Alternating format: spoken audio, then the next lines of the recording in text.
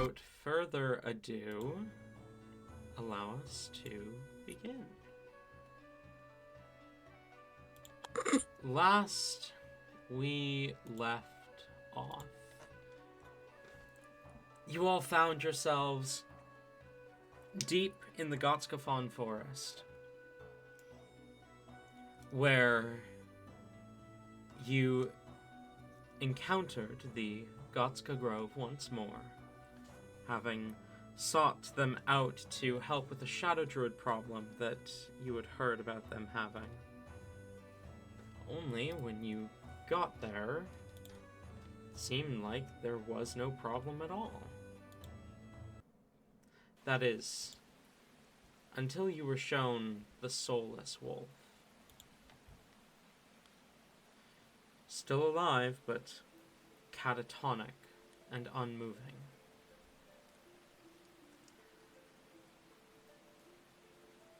You reunited with some old friends, including Hyacinth, who had come to visit, and Foxglove, who had been placed under the care of the first druid.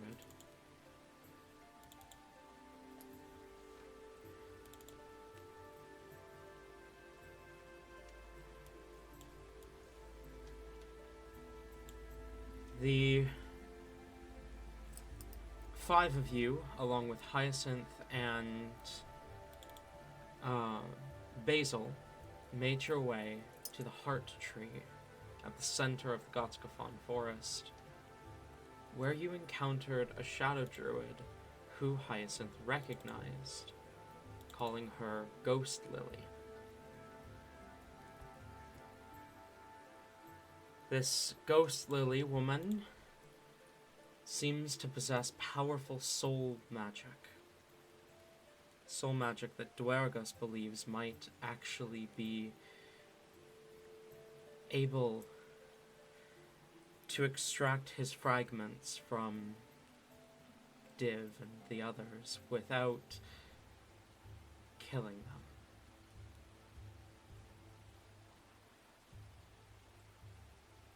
You defeated Ghost Lily in combat, but her soul escaped.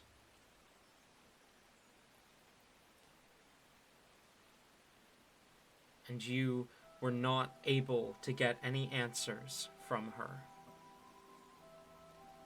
But from the Heart Tree, you did. You learned that or Hellebore learned at least, that the Heart Tree is a much more literal term than you may have believed. Control over the Heart Tree means control over the forest, as it is the literal beating heart of this forest. And the Shadow Druids and the Glade, the Grove, have fought over this Heart Tree for generations, a quarrel that Amaryllis helped with, and Amaryllis' mother did too. Hellebore, as you finish your conversation with the Heart Tree, what do you do? Hell yeah. Well, we ended last session with her making a request of Rain. So she will turn to Rain and say, Rain, can you send a message to the first druid? Can you let them know to stay by Foxglove's side and do not let him out of sight? Oh man. Let me see real quick. Let me see. Okay.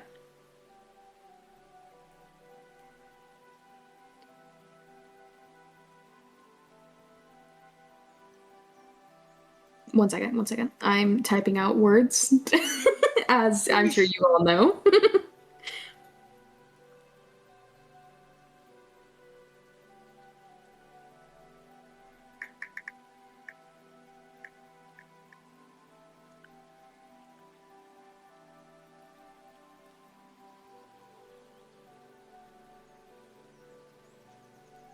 Word.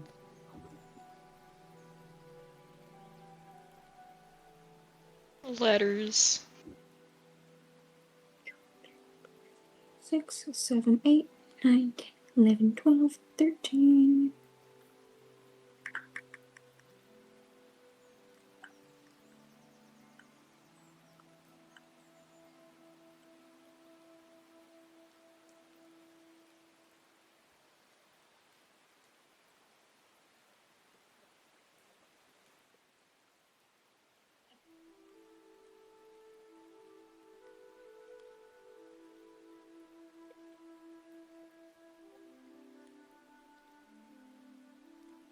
I'm at 24 right now, guys. Oh my god. I almost did that perfectly. My god.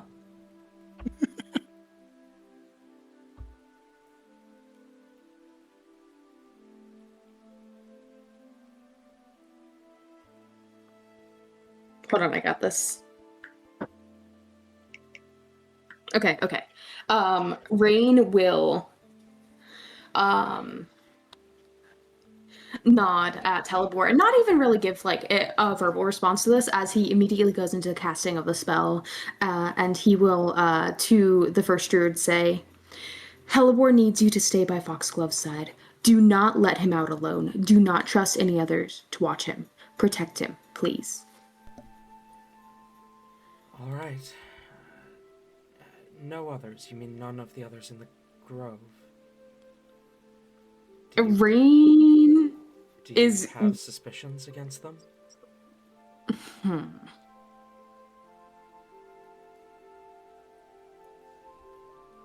Man, making me waste all these fucking other sendings. Making me waste all these fucking spell slots. Rain looks like for a moment he's very heavily contemplating something before, to the rest of the group, he'll just kind of repeat what was said. That's what they've said in return. To be clear, it doesn't sound like Calathea is not willing to do what you've asked. It is just he's asking if there's more information you can give him. Do we want to waste that valuable spell slot on something important, though? On just this dude who's about to be sacrificed to a ritual. Who cares about him? I was gonna offer something, but I thought I had someone that could do sending, but I'm looking through the people I thought could do sending, and I can't. So I cannot help you. I can teleport us there. Will that help? I mean, it would be faster to talk to him in person. Yeah. Anything else we need to do here? I mean, we're closer to where we need to go from here than we would be there. So, sorry. Go on. You could tell him that there definitely is at least one traitor amongst them, but it's up to you if you want to conserve your strength. As much as I want to leave right now and go deal with them, I need a little bit of time to rest. I can't transform again until I sat down for at least a little bit, and it's not good to go in there without being at full strength.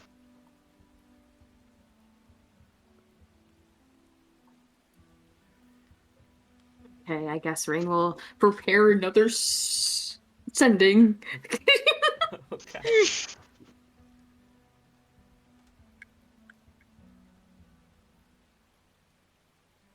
Hyacinth kind of glances between each of you as he asks, "Is our plan then to return to the grove for now? Just rest there for a bit and then seek out the Shadow Druids, or?"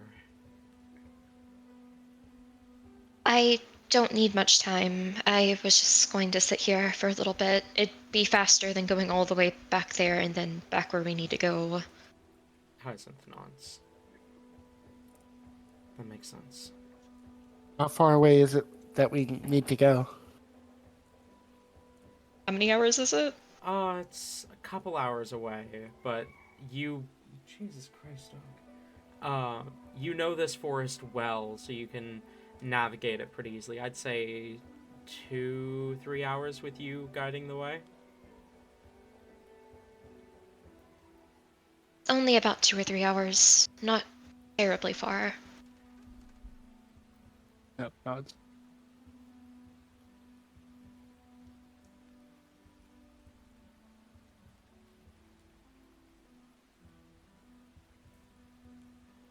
Remind me, where are we heading after this? To deal with the Shadow Druids. And that would be where exactly? In the forest. I know where they're at.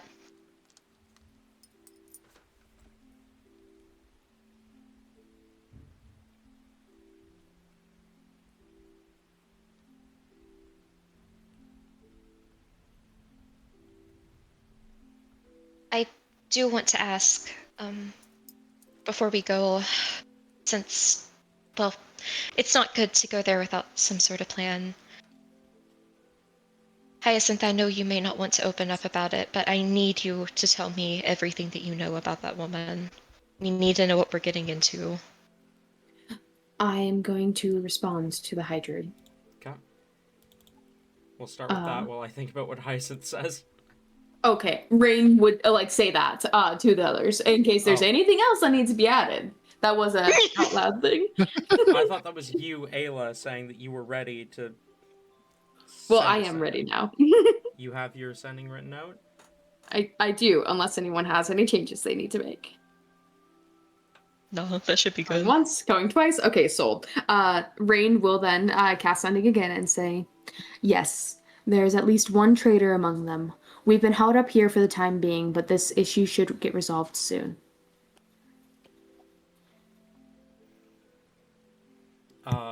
You hear back from Calathea. Understood.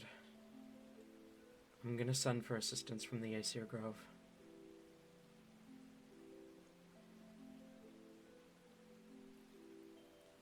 I'm sorry, can you repeat that? Understood. I'm going to send for assistance from the Aesir Grove. Okay, Aesir. Rain will turn towards Helibor and ask, "Do you know anything about the Aesir Grove?" Rain, roll a history check. Okay. That name did not sound familiar to me as a player, that's why. 11? 11. Oh gosh. Is Rain an idiot? It's vaguely familiar to you. Okay, we've been there. Oh my gosh, I'm an idiot. You feel like Where's this grove you're at? missing something. Helibor, this is the grove that you guys visited just outside of Blazeport in Asunia. No. I love you forcing Ayla to do a roll and then just telling Helibor. Perfect. Honestly, immaculate. It's perfect. I feel like, you guys have encountered 2 druid groves throughout the campaign. I feel like Helibor probably would memorize those groves. And Rain's a little silly sometimes. He's been knocked upside the head a few too many times. His memory's not the greatest, guys. Well, Sorry. yes, sometimes. Rain's also not a druid. These groves aren't as important to him. Honestly, nature? Who cares? Ooh. Sorry. Rain dies. She gives a thoughtful look to that. That's the one that we assisted in Asunia. That's quite far, but They're I sending suppose help. They're sending their no, hold on. Words? Sending help? There no opposite? Sending Fuck. for help. Sending for help. That's Maybe someone at that grove can do the walking through trees thing you do. mm-hmm. I guess, yeah, that's true. I mean, or maybe that's just something you can do because, like, you're so cool and awesome. Halvor blushes, but just kind of shakes her head. No, plenty of people can do that. It's nothing special. Telepath me to Helly. Smooth.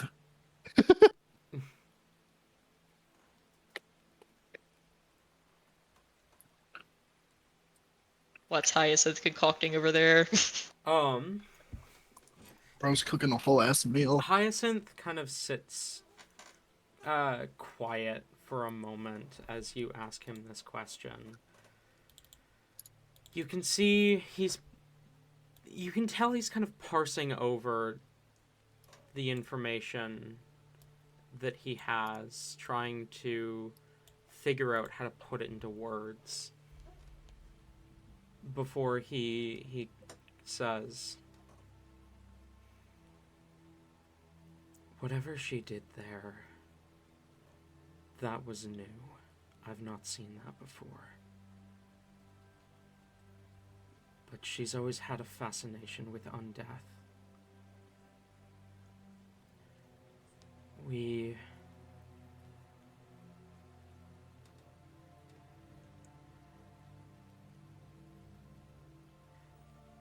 met when we were quite young, and I have always been a wanderer like you and your mother, but me and Ghost Lily just somehow kept running into each other.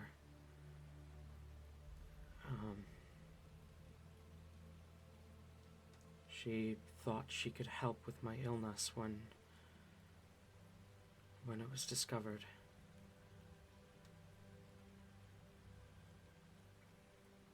And then she started associating with shadow druids. At first, it was small things, just exchanging information here and there with Belladonna or Hemlock, but then the last time I met her, I stumbled upon some sort of shadow druid ritual and she was leading it. I ran before she saw me. This was a couple years ago.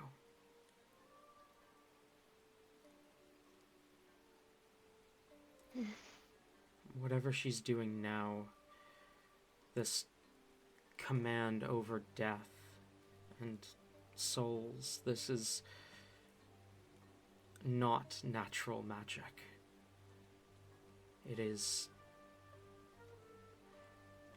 I mean, if my reanimation makes you uncomfortable, hers is something else entirely.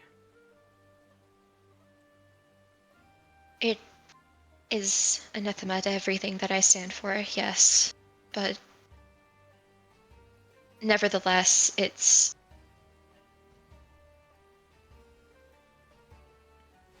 Icky has plans for how to take that magic and for me to use it. Not the taking souls part, but how to reverse this, how to put it back. Wait. You want to wield that power? To reverse it, not to take souls, to reverse it. No, sorry, I understand that, but in the spirit of helping people, you might be able to save me.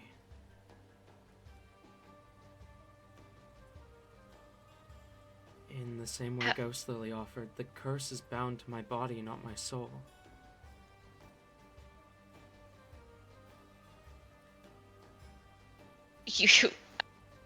You mean like take your soul out and put it in another body?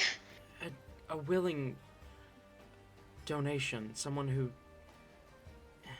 I don't know, I wouldn't want you to force me into a body that didn't want it. But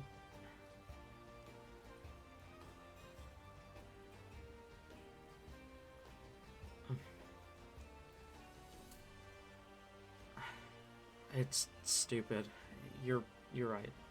But it's the only chance I have at surviving this curse.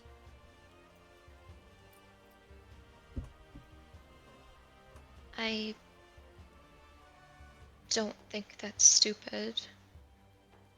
I mean, that's not even close to the same thing as what she's doing, just taking that away from something alive. What if I'm not planning on letting any of them live? Well, Ghost Lily, I want to take the power and then kill them afterwards, but otherwise everyone in there is dying. There's plenty of dead bodies that you could... I mean, that wouldn't be bad, right? I mean, it's right?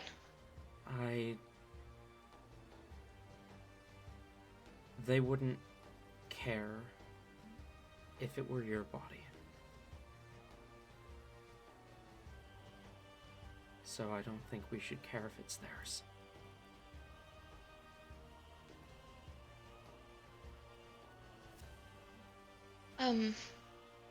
She speaks this aloud. Icky, what's your plan for getting the power?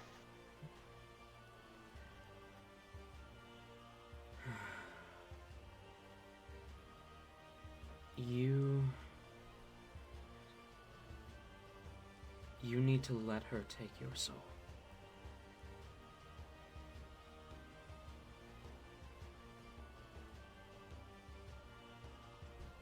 What? If I'm going to assimilate that much information that quickly, I need to be bound to her.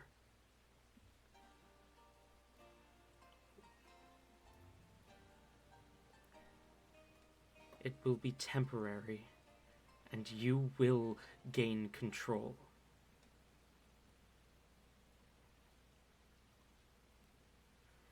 How would that even work? I mean, do you think she's just gonna try to...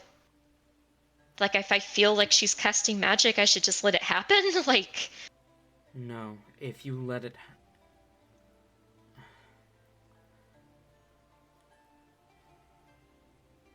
It'll be difficult. It'll be nearly impossible. You need to get her... You need to get her to try and take your soul itself. That is not something easily done. She can't just rip out the soul of an intelligent being. You need to be near death for her to be able to do that to you, or willing. And she wouldn't ever assume that you were willing.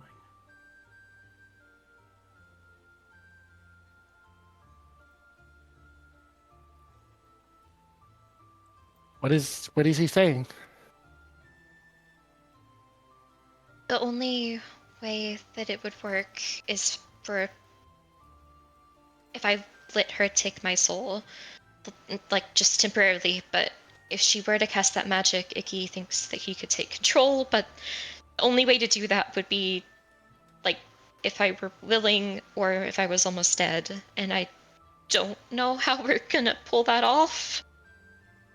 That doesn't seem like a good idea.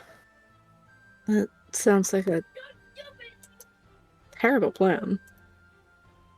I mean, even for Icky, this... Why?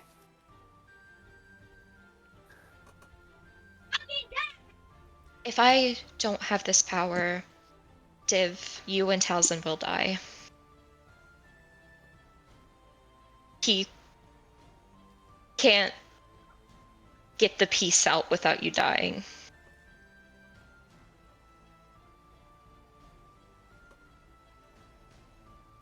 Did If you I had this power, I could remove it. did you say the part where Icky said you would need to be near death? Yes. Helly shakes her head and says, "If you get near death, we're all dying anyway, because Kiana's here." That's true. Would near death and death be the same thing? It seems like a pretty narrow line to be walking. A Soul narrow- removing from the body is pretty death-like. I think it might fulfill a contract. I have an idea. What's your idea?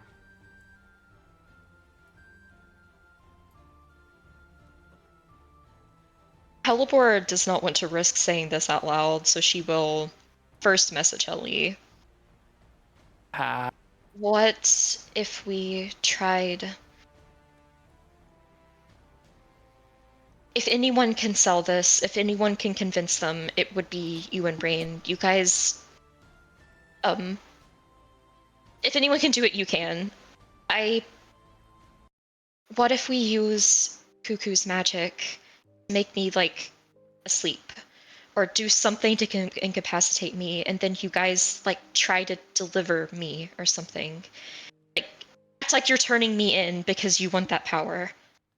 And then when they try to take my soul, then Icky can do his thing. This is message, right? Yeah.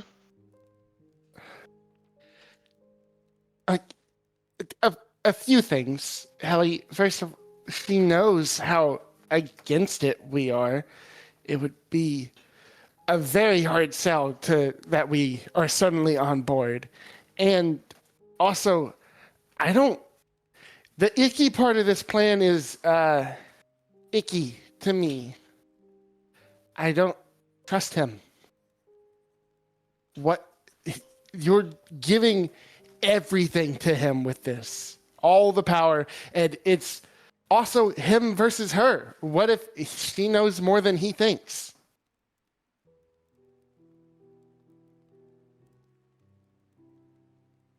Helly has a point. I wouldn't be able to fight her alone, but I have you. 2 souls against 1. It doesn't matter if she knows more. She's simply weaker than the 2 of us combined. Confirms he can hear message. Oh, no. It absolutely does. Oh, there's too much going on right now. You can see her face kind of twist though. Like she definitely makes note of that. Yikes.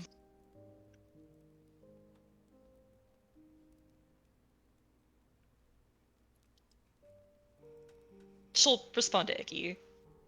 So, you think that would, well, I mean, if we can sell it, you think that would work? I think if you can sell it, it would.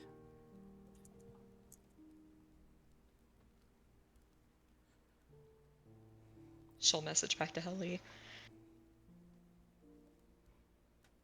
I do not think Icarus needs me alive. I don't think that he would do something that would be this risky without there being a very good chance of us being successful on the other side. I do trust him on this. I don't think he'd make that risk. Is this a message or is this out loud? Message.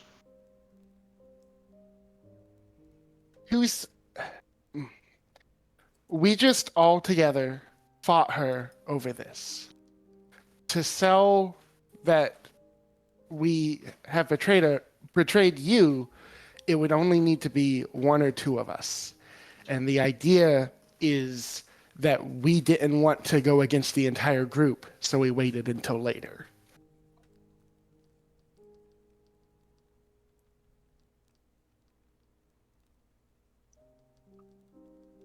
Meaning everyone else would need to hide until we meet them.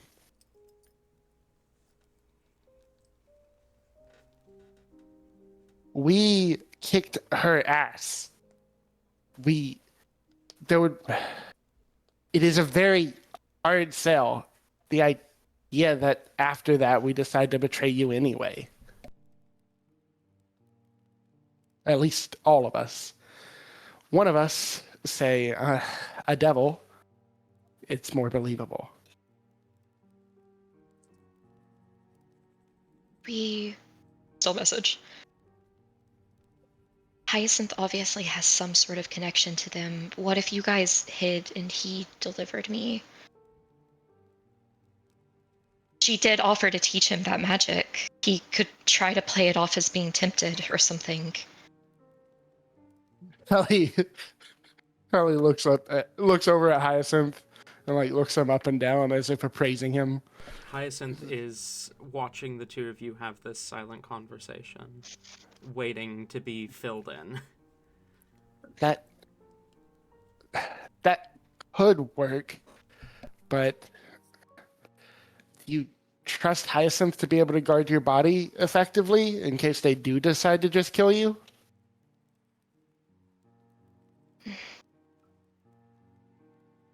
You... Also, Ayla does bring up a good point. Hallie would say, plus, Rain knows one of the Shadow Druids. He could do that too. That's... true, Well, yeah. Maybe Rain and Hyacinth together. That way, at least you have the two of them there. True. True. And then the rest of you... maybe you could drink the invisibility potions or just hang back a little bit. I'm sure you guys can hide. Okay, I'll fill them in. Mhm. And Helibor will... she has to go through individually and message each person this, but she'll do it. And basically just say the plan. The plan of, like, you know, Hyacinth and Rain, like, we, like, you know, Helly incapacitates me, you guys try to do the thing, Icky's gonna take over. Like, the whole thing that we talked about, she's gonna go through and say to everyone through message. When it comes to Rain's turn, Rain would also bring up the suggestion of he can play either part in this plan. He can either help sell the fact that this is a betrayal, and he can also be like an awoken prisoner. It would put him in danger as well, but he could also sell like he was overpowered as well, and Rain is also going to be turned in elsewhere, mind you. And he would suggest that he can play either part in the plan of either betraying Helibor or still being on Helibor's side and feeling betrayed by Hyacinth.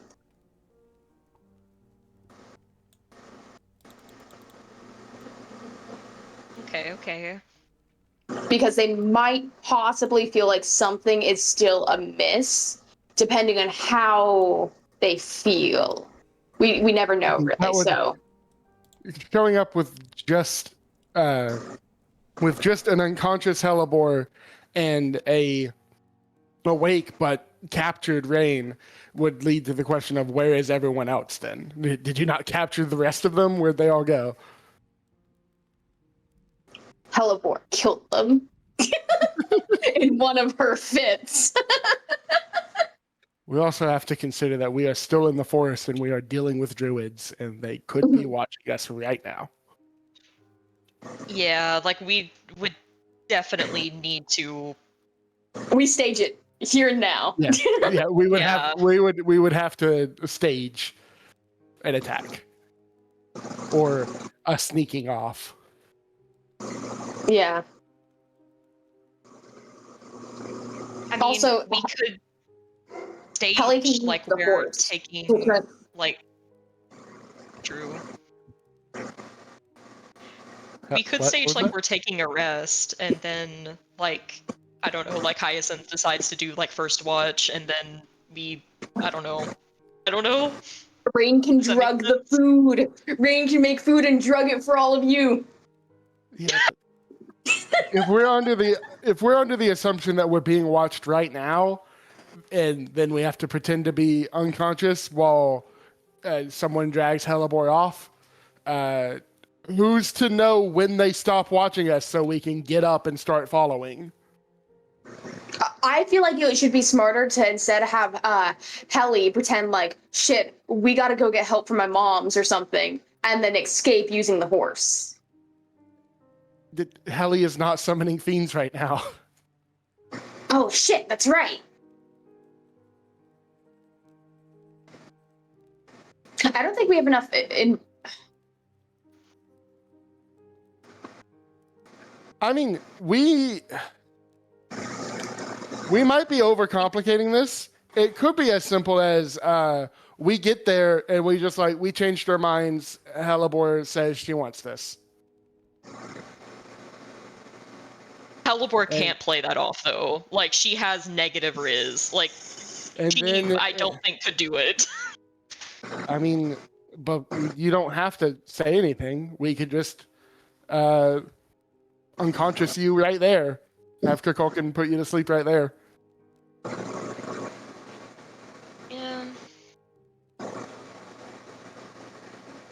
That is also true.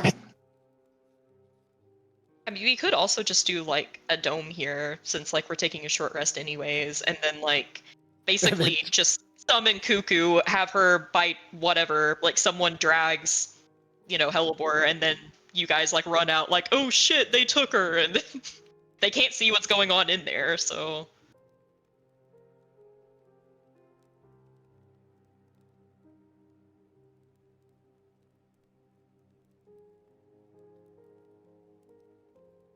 That would have to be Rain. Or was Hyacinth with us when we fought the Shadow Druids last time? He was not.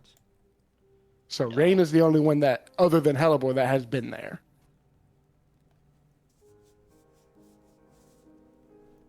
Because they would have to be able to get there if we're doing the whole stage and kidnapping thing. Whoever is kidnapping Helibor would have to be able to get there by themselves. Rain could also message. He could use sending to message them and be like, Helibor's going off the deep end. She needs to be stopped. And just be like, how do we deal with her?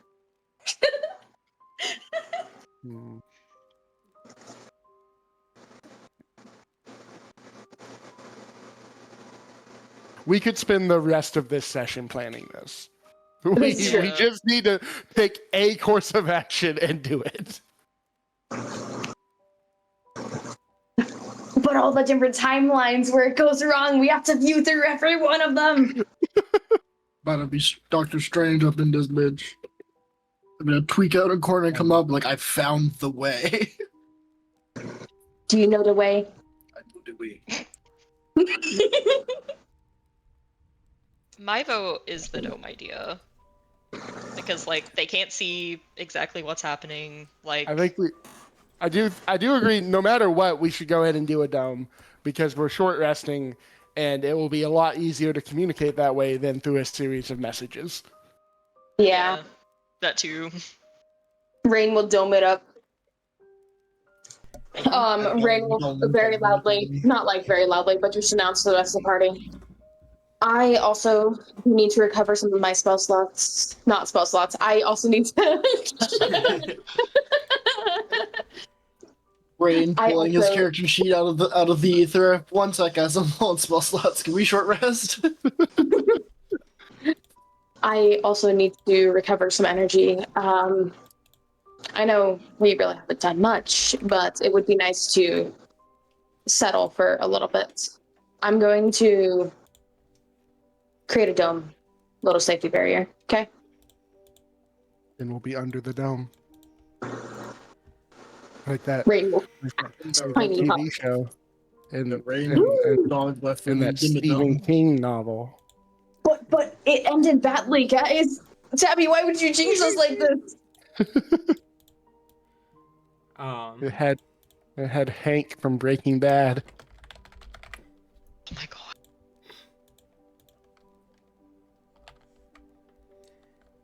We dome. Okay, you dome. Sailed in the dome. Strike Dimmadome. Owner of the Dimsdale Dimmadome. As you dome, you see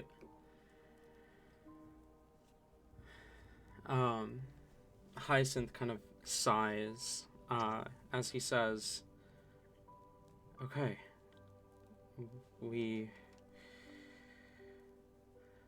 Are we going through with that then? Because I can be the one to hand her over. They'd believe it more coming from me. Why would they believe it coming from you? He stands to gain from it.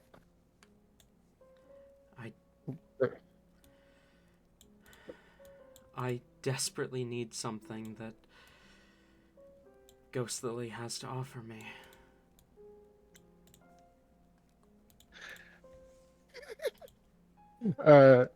Helly thinks about it and says, I mean, not to complicate things further, but we also have Div, who has not traveled with us for that long. The Shadow Druids know the rest of us have a connection with Helibor. They don't know Div does. I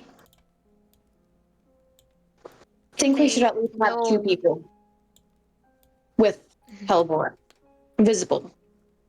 Oh, and Vimfer. They technically don't know Vimfer either. That's true. I do have a connection with, well, Hemlock. Should we just draw straws? We all have reasons to go. Okay, hear me out though. Honestly, at this point, How's your performance? How's your deception, bitches? Oh, you want to go that way? What's your performance in Yeah. deception? My performance is a 9. In your Kelly. deception? My deception is a 5, but I can also make that a 10. Well, my performance is a 5 and my deception is a 9 that I can also make a 14. So Okay. So we're evenly matched. There's some opposite departments here. What would this call for? Well, I also Performance or naturally have a plus 13 intimidation if I just want to try that. Oh, okay. Hyacinth kind of glances at Rain. Didn't you guys kill Hemlock? Kill? No. He ran away. We fought, but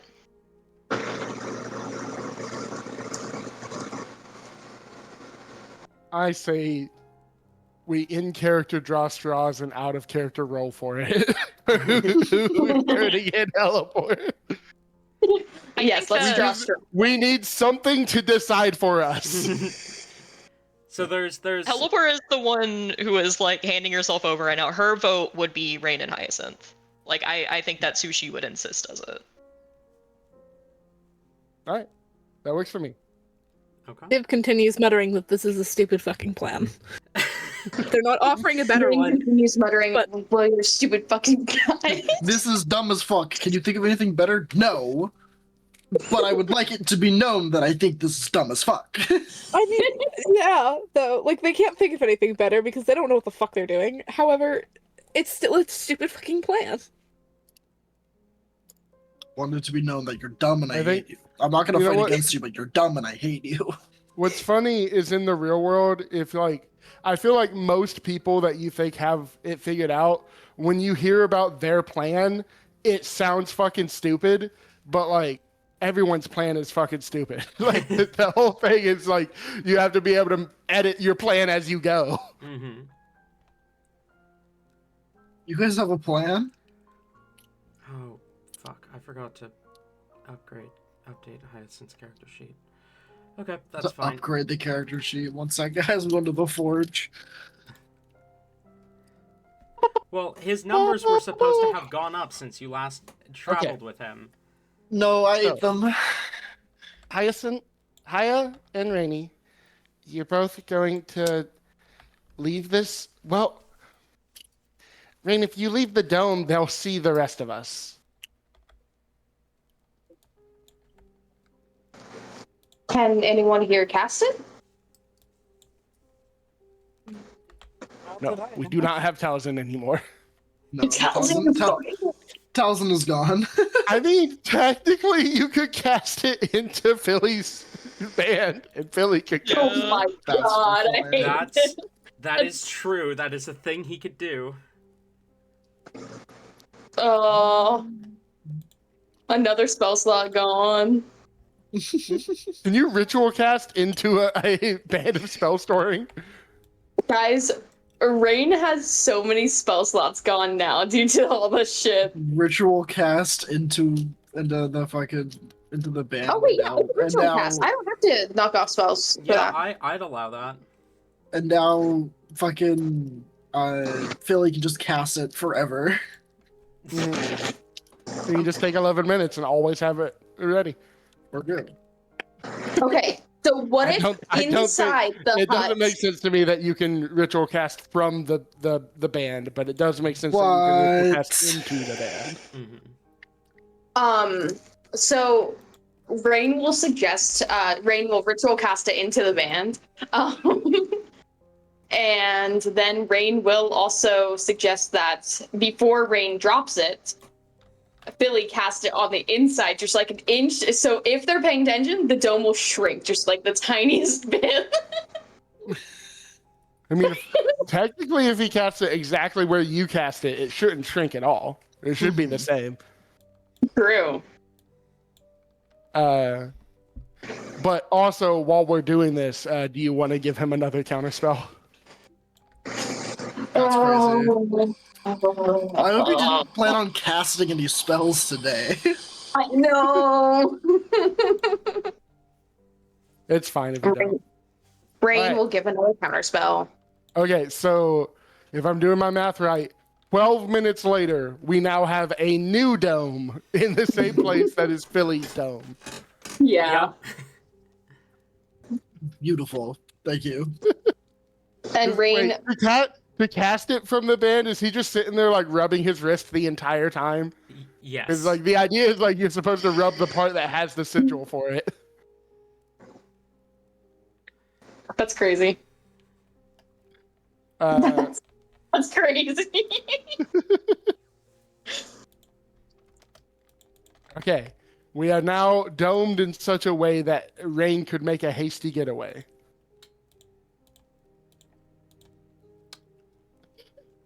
And we're not going to think about the fact that the druids did see Rain cast the tiny hut and would see him run away from it. And if they were smart, they could figure something out. Something is different. But No. tiny Rain's hut's a very special wizard. Rain's a very special wizard. What the fuck do these druids know about wizard magic? Exactly. A whole lot of fucking nothing is what I'm hearing. Yeah, they're fucking losers. Okay. So, again, Rain, do you know how to get there? Are you confident you know? Okay, see, this is where Ayla's being dumb. Where is Rain supposed to go? Jesus Christ. Elmore will fought the describe shadows. it. Yeah, and she will like give directions as best as she is able to. Rain will draw a map of said direction, sort of. Hyacinth will nod along as she's giving the directions and will say, I think I know where that is. How long after you two leave could the rest of us start leaving? Give us We probably. 5 minutes. That does mean you'll be there for 5 minutes before we can reach you. I can stall them for 5 minutes.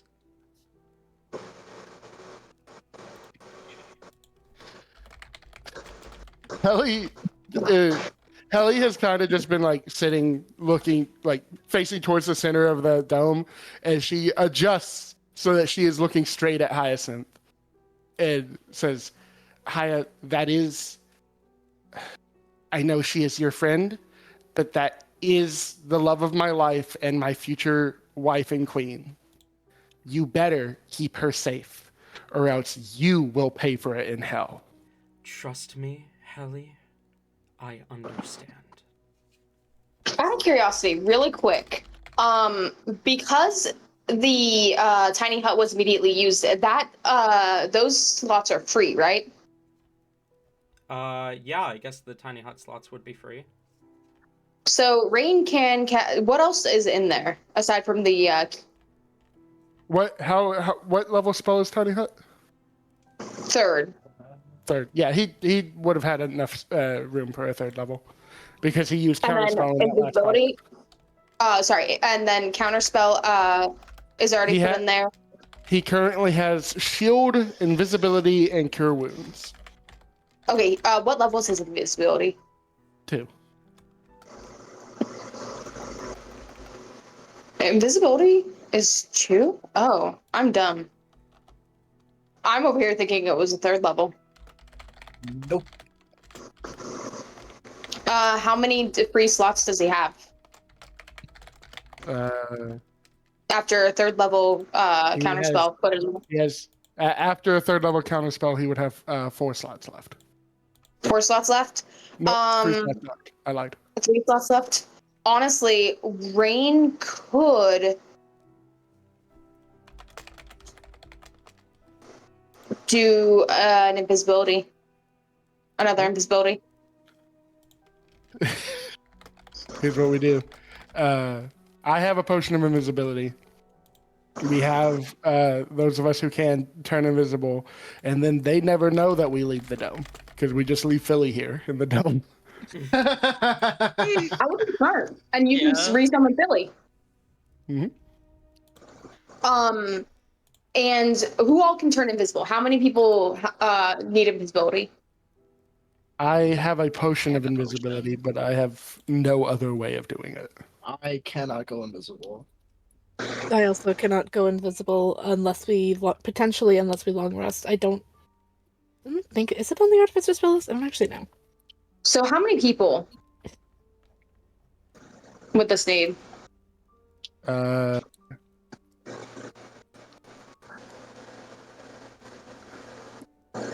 Div, you said you can? Can't. After a long rest, Oh, okay. but not right now. Long rest is too much. So that's how many potions do you have, Hellebore? I only have one. Well, Alright, so actually, I Go have on. the other 2 If- invisibility item things, so I have 3 in total. I If only have we one. get rid of the invisibility Philly has in the ring right now, that would free up 2 slots. Rain could put a 4th level invisibility in there, which would make it to where 3 people can go invisible at that, right? Think so. Yes. Mm-hmm.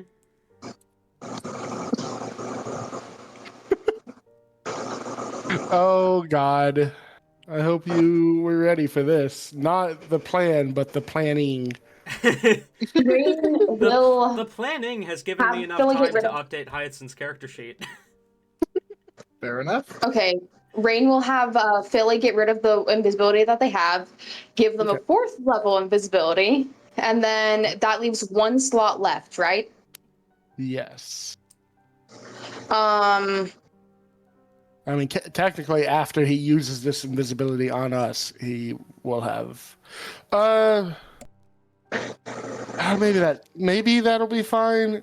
Invisibility only lasts an hour, and it is a couple hours away where you're going. maybe Philly shouldn't stay then. But it's also like, I mean, if we're an hour into the journey there, they wouldn't have the entire journey under fucking supervision, right? Probably not. It still seems risky. Maybe we shouldn't do the invisibility and just do the what the fuck, and we all run out and chase after you.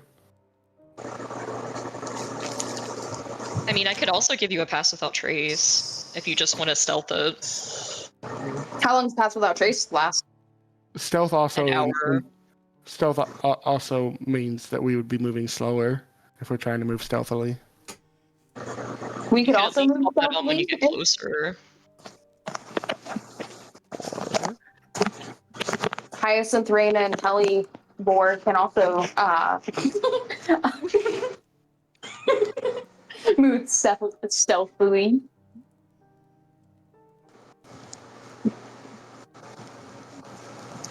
But intentionally badly. So, you know, if we have an audience, they know where we are.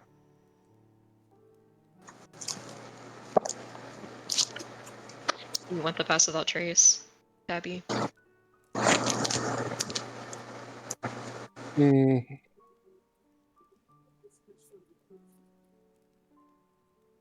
I mean, we can do whatever you want to do. For me, it makes more sense to just do the after 5 minutes we charge out after you. Where no invisibility needed, but it's up to you.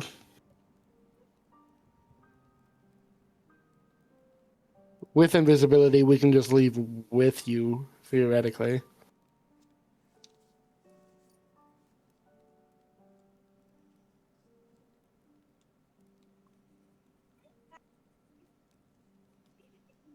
What we could have also done is started in that direction, made a tiny hut like 45 minutes away from where it is, and then do the invisibility thing.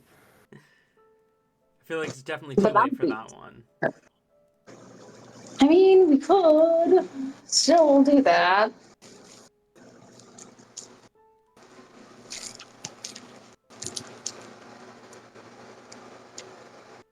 All right, what are we doing? Tori, pick. I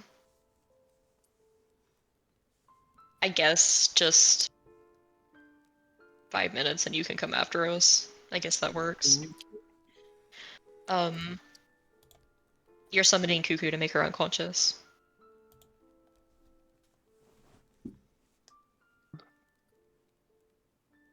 Is that right? Yeah, I mean after our short rest, Yeah.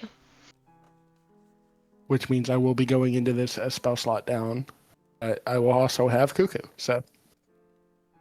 You're going into this spell slot down? Oh my gosh. Your wizard's going into this 4, 5, 6, How 7 spell slots down.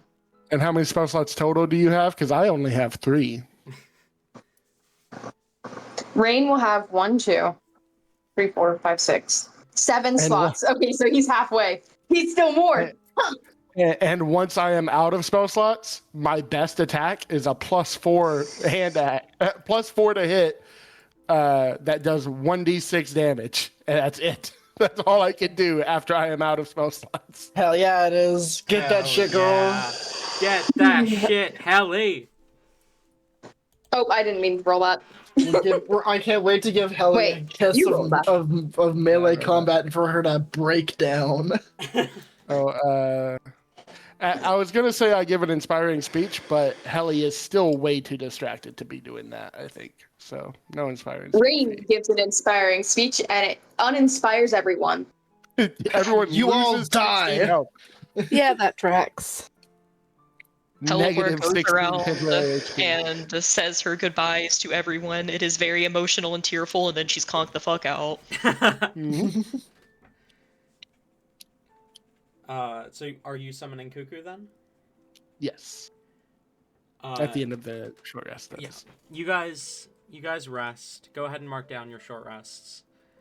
And at the end of the short rest, you call Cuckoo forth from the celestial plains as he appears. Hi. What's up? What do you need? Kind of looks around, looking for any sign of danger. What's Hi, it, Cuckoo. Heliport? Blow that bitch's head smooth off. We need you to put Helly to sleep. Huh? Why? She's not transformed. No, but it'll be very helpful to us. Okay. I assume you are not trying to resist the poison, Hellebore? He is not. Cuckoo gently bites into Hellebore and she drifts into unconsciousness.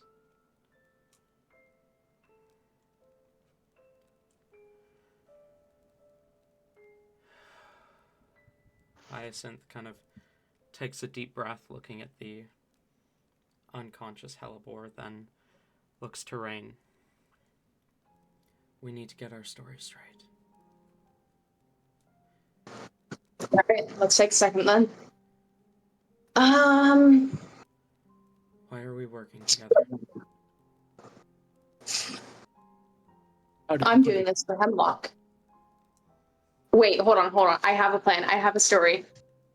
I'm listening. You and I are much closer than originally planned. We have evidence backing this up. We've been hanging out for a fair bit. I know your problem, and I want to help you. And you want to help me enough to betray your best friend? I feel like everyone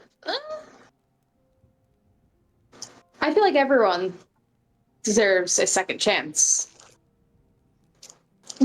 1 second. I feel like everyone deserves a second chance after all, but Except her, I guess. Halibor. No. Halibor's attacked me several times in her other form.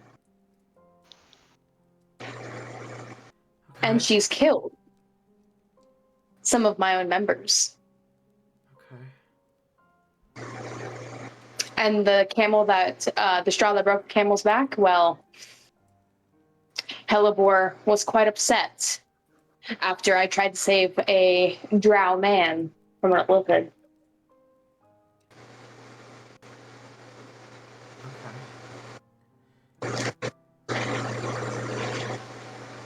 Okay. I think... So using sending, you and I hatched this plan. That's why I'm, a little down magically. Hyacinth nods. And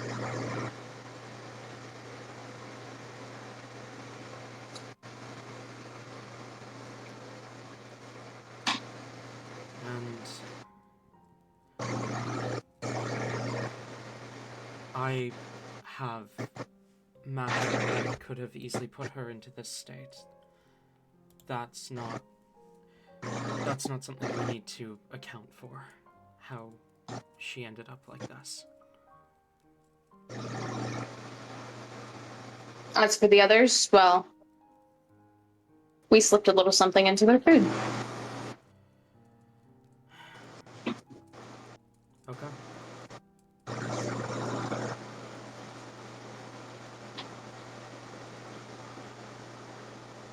Now, this is important.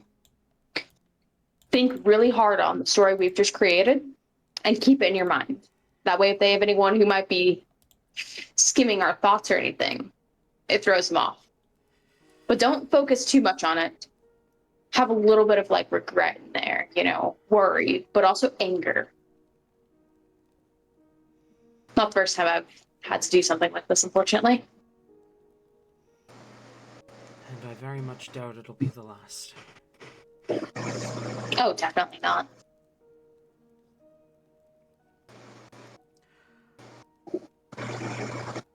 Alright, let's move. Hyacinth will pick up Helibor and step out of the dome.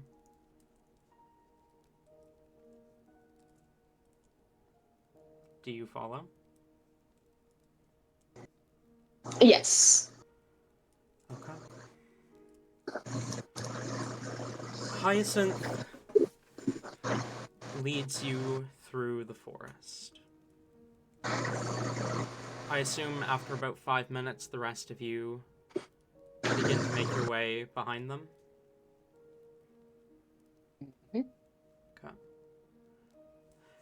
Absolutely zooming. Hyacinth leads the way through the forest, pacing over a well-trodden trail, walking with a familiarity that instills you with a sense of unease.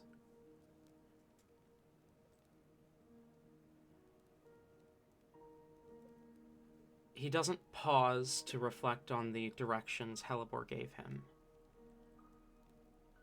as if he never needed those directions in the first place.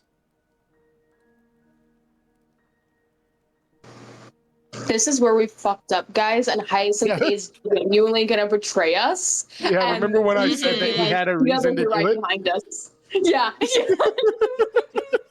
About 20 minutes out from the grove, Hyacinth pauses just for a moment as he kind of places a hand on Helibor's shoulder, and you see a couple golden flowers kind of grow down around her and then die and kind of seep into her as he is going to go ahead and cast Feign Death.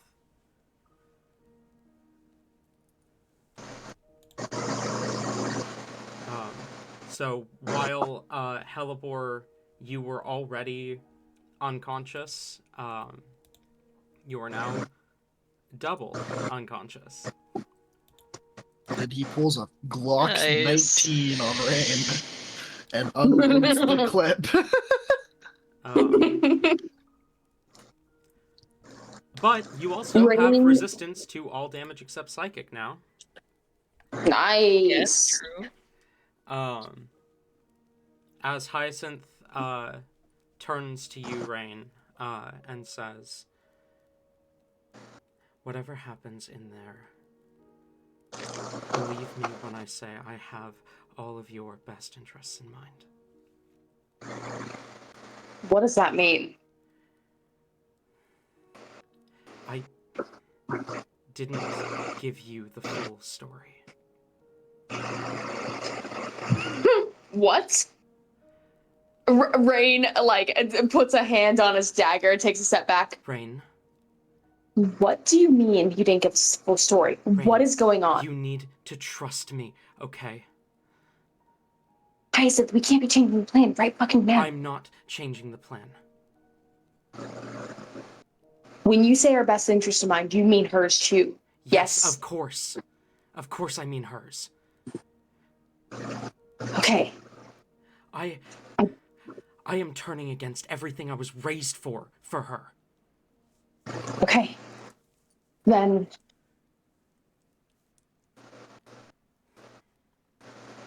I'm going to trust you. Hyacinth nods, and Known you long enough for that. thank you. As he leads you into the familiar Shadow Grove. These guys are on the map, but they're not actually here yet. The other party members, I mean. As you enter into the grove, you see,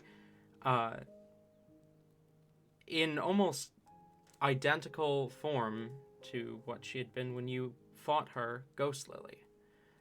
Her hair seems to be a little shorter, but is actively growing. Like, you can see it growing, as if she's shaping this body to her needs. As Hyacinth calls out, "Hawthorne!" You see eyes turn towards you.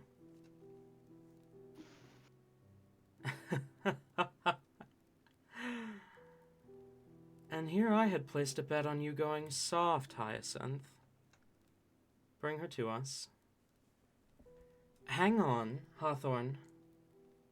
Is that not Rain? What is he doing It is. here, Hyacinthus? You see he flinches at being referred to as Hyacinthus. But kind of stares at Ghost Lily as he says, "He's here because he's the only reason she's here."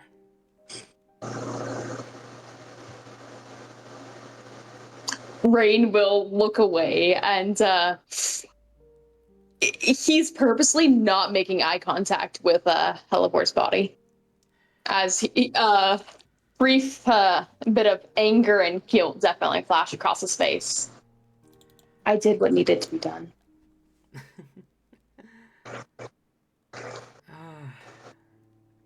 A sentiment shared by all of us, I believe. Although, does that include what needed to be done? Killing Hemlock?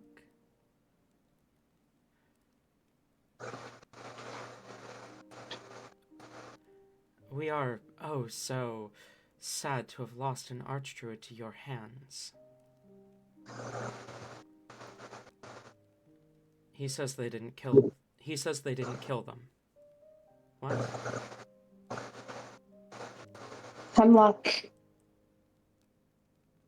We didn't directly kill Hemlock, but it is possible Hemlock did pass.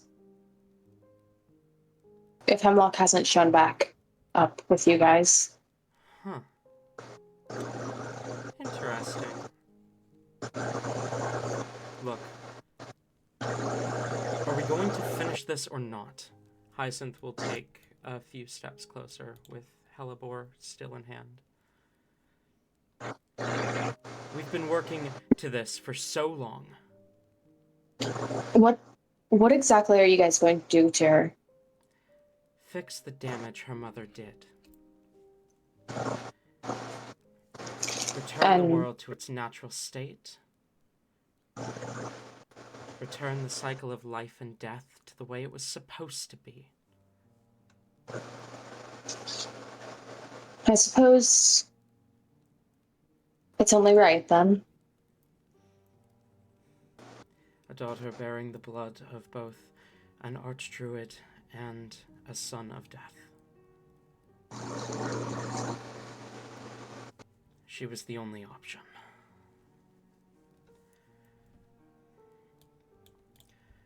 And I believe you are finally strong enough, aren't you, Ghost Lily? I saw what you did. That was adorable of you, fighting alongside them, pretending that you cared about them, little Synthos. Don't call me that. Why not? You used to love it. Things have changed.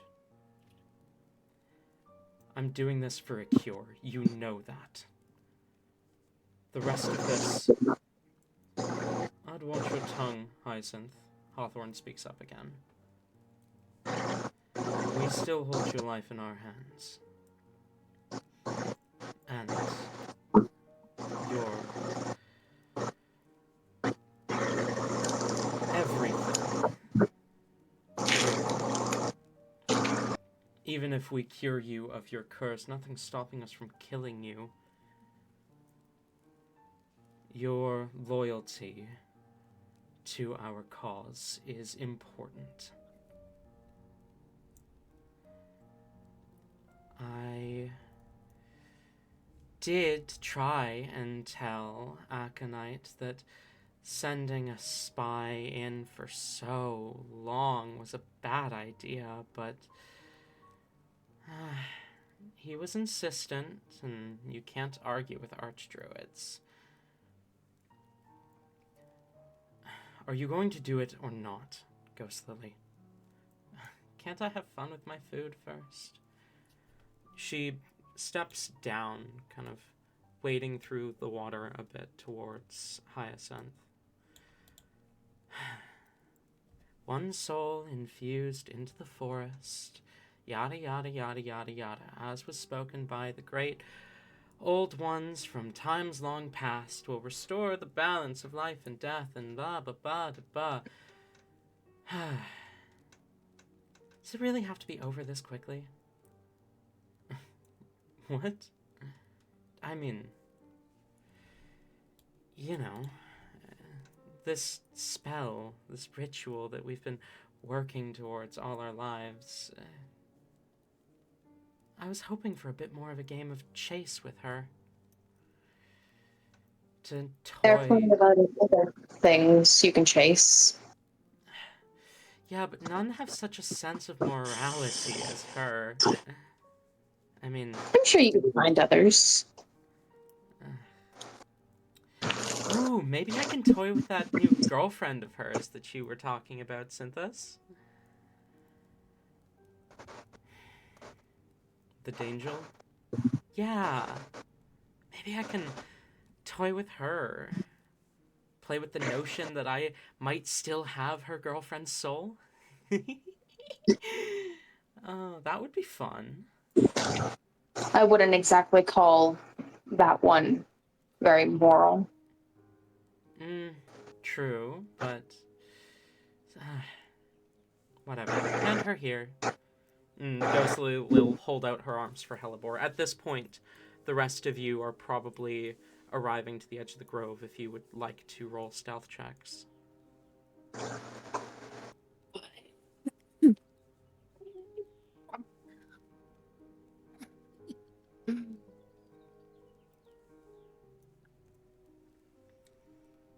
Wow. Okay. Is that even a check?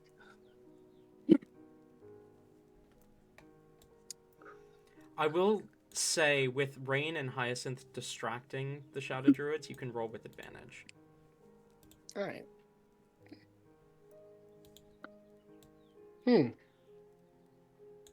Interesting. So Did you the second, ever take the pass without trace? I know I offered it, but I don't think you ever gave a yes or no. it would be out by that point anyway. Unless you took Philly with you and then, but... Unless you put it in, like, oh, you're suggesting you put it in Like- Philly's thing? Mm-hmm. Yeah, that's what I was meaning, was putting it in the spell storing ring. Oh yeah, we can do that. Sure. It's not going to help me that much, but We can retroactively say that was done if you want to knock off a spell slot, Hellebore. Okay. And the I'll do three of that. you can take a +10. so with that in mind, Philly got a 25, and I got a 15. I'm gonna flash a genius that to make that a 19. Okay. And that's gonna be a 33 for Div. Jesus Christ. Vemfer?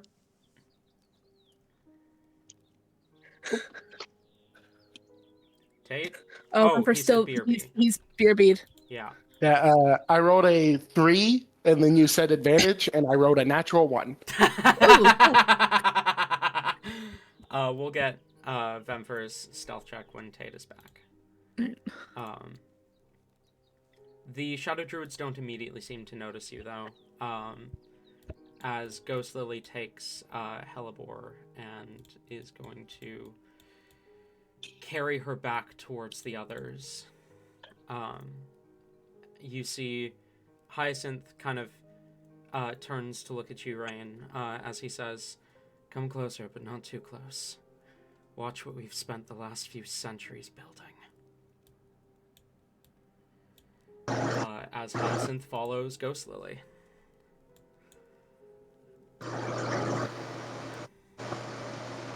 So we're going to kill Hyacinth, right? Oh no! Oh no! No! I missed it. Why are we killing Hyacinth?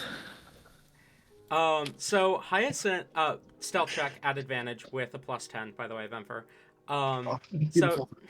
turns out Hyacinth was a spy sent by the Shadow Druids. Baller. Rain's still trusting him. He asked Rain, begged Rain to trust him, said that he... I was there for that. Yeah, said I he was was there for throwing the away his begging. life's work for Hellebore. So, Rain is still trusting him, but the rest of you weren't given this no matter what happens in their trust me speech. So... That's true. That is a 29 on stealth. Okay. Yeah, no, you are completely hidden. I'm a shadow. Ignore the clunky metallic arm. I'm a shadow. I mean, your And the clunky fa- metal arm, my clunky metal armor, and you and I. and the fact that we're both bright red and that I'm bright white and red. Ignore that. I'm the shadow. I am the night. Yep. It is Hellebor's magic that you...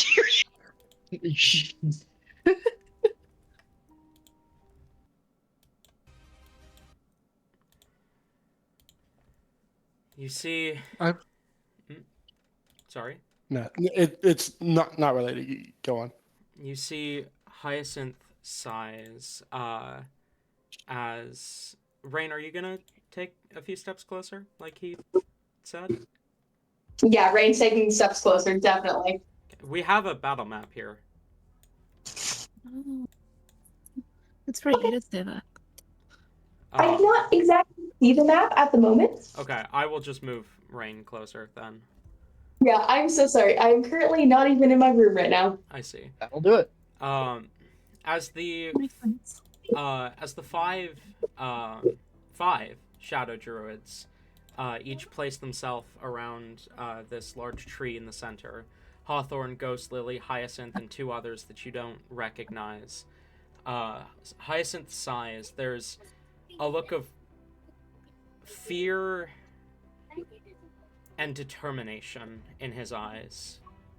Ghost Lily smiles as she says, I was expecting an archdruid to be here to do this, but I suppose little old me will have to do. Hawthorne kind of coughs and says, Get on with it, Ghost Lily. No need to stall any longer. All right. We 5 shadows gathered, raised in the darkness of the great tree above.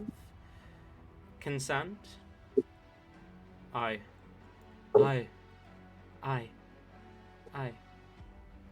Wonderful.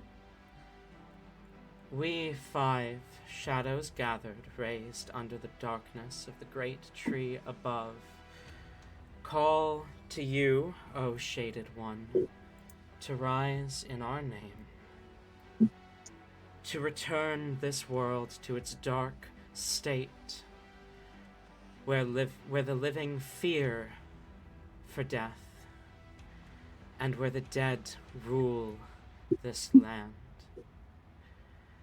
We bring to you, as you see, green energy begins to swirl around her hand. Each of the other druids begin chanting, placing a hand against the trunk of the tree.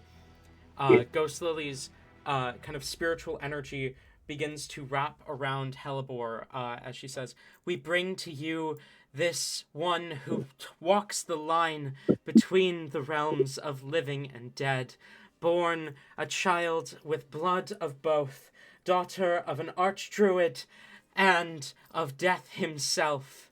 And we offer willingly, you see, as the magic wraps around Hellebore, it begins to darken. Ghost Lily doesn't seem to notice this as the magic channels. And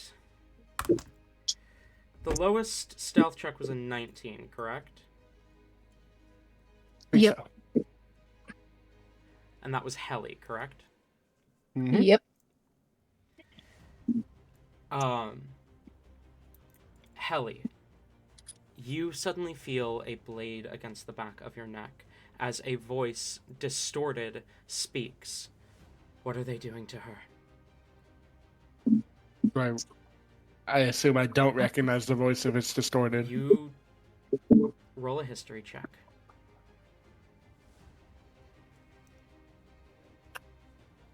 Pretty good. An 18 total. You remember legends of a person who spoke with a distorted voice, but they were eons ago. Your mother's first warlock. No way this is them.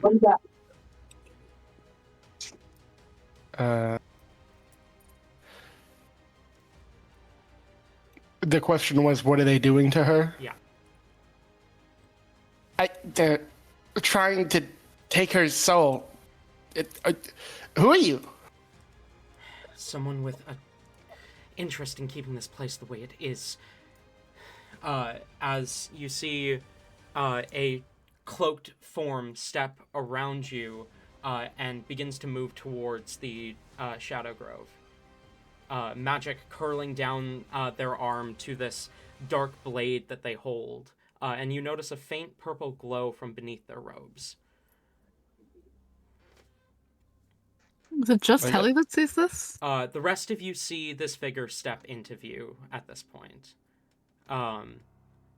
It looks like Is it they're going to familiar try at all? and it looks like they're going to try and stop Ghost Lily. Are you doing anything about that? Is it familiar at all, or Div, roll history. Vemfer is not moving unless given a word. I didn't want to interrupt, but Vemfer would have mentioned that she can get there. She can get up to them relatively quickly, if given the word, and that would have been done telepathically.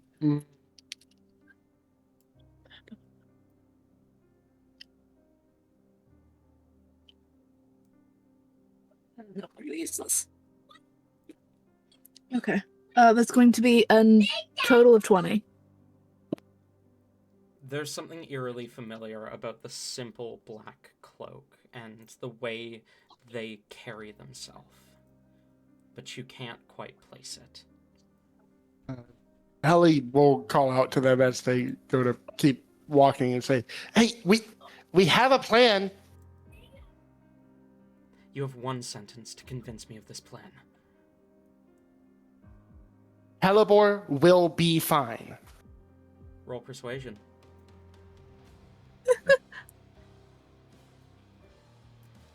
As they do turn to look at you, you realize each of That's you... a natural 20.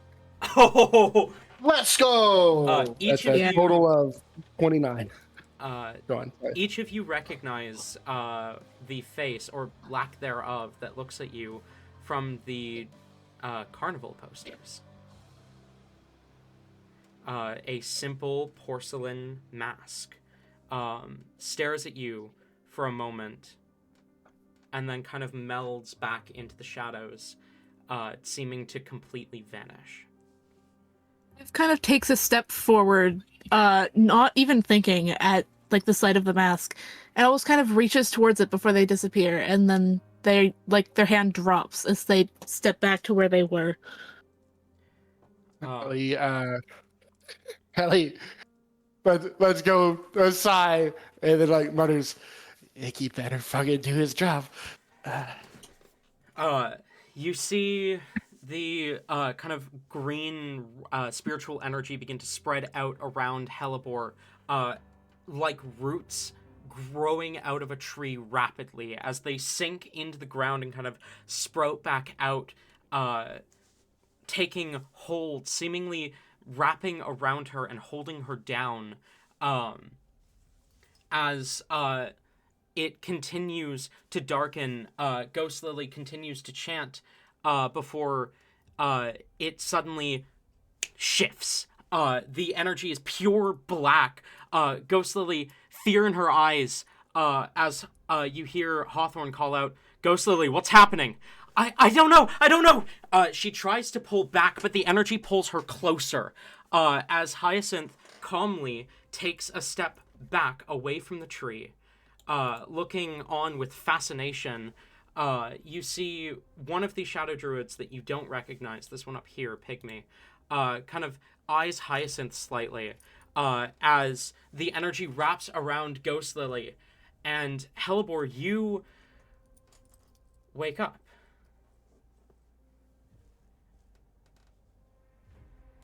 You are staring down at your own body. And then you feel something trying to take control. Roll a wisdom saving throw at advantage.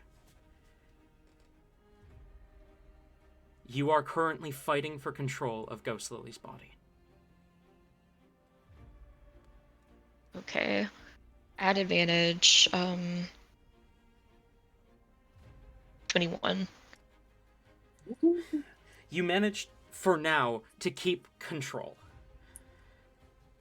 The spiritual energy radiating off of you, piercing through you and through your own body, flowing all around you, flowing through the earth, through the ground. You feel fear and power and this still confidence that is distinctly not yours, but Dwergus's. As you and Dwergus together maintain, at least for now, control over Ghost Lily, you see the Shadow Druid looking at Hyacinth, kind of, their eyes widen slightly. He betrayed us! Can I have you all please roll initiative? Woohoo! Helibor, you are rolling initiative using Ghost Lily's physical stats. So her strength is 16, her dexterity is 16, and her constitution is 14. So those are your physical stats right now. Keep in mind, I also have Cuckoo still. Okay. As well as Helibor, you have her hit points, which are currently 300. Fail. Oh, nice. Whoa. Okay, I'm writing this down now. That's 300 HP. What were the other ones? 16 strength, 16 dex, and 14 con. Hell yes. I'm trying to find Kukulkan's thing right now. Give me a second.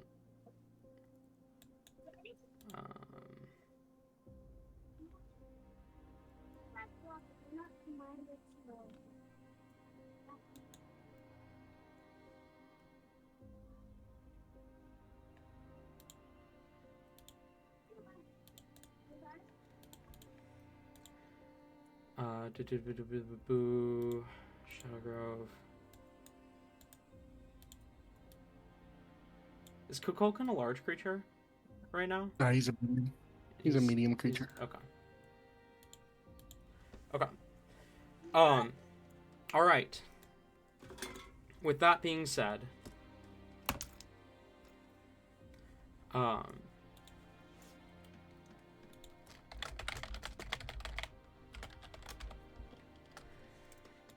25 to 20. 22.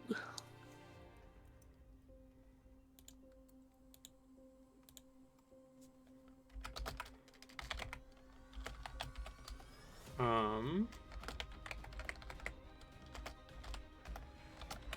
20 to 15.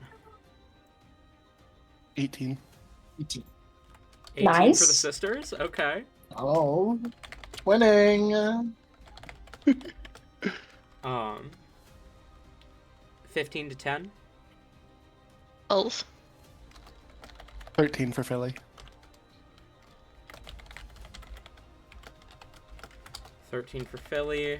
And Rain. We got an 8. I am realizing I forgot to put Philly on here. So let me grab him real quick.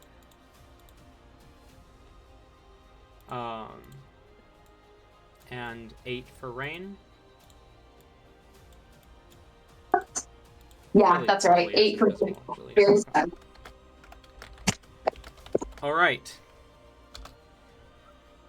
With that being said, as you hear one of the Shadow Druids, Pygmy, though you don't know his name, calls out,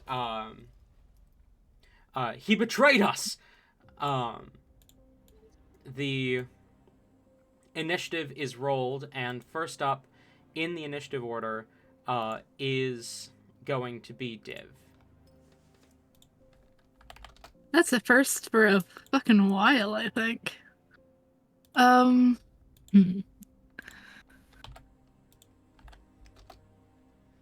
we know what happened to Ghostly? Did we see that? She definitely is struggling right now. There is like dark energy radiating off of her. And Div, you specifically, and I guess Vemfer too, the two of you sense evil in that energy, the same kind of evil that you'd expect to sense from Duergas, from Icarus. Wait, So this is horrible timing, but this entire session is horrible timing. This is gonna have to be where I step away for like 15 minutes, guys. Okay. Sorry.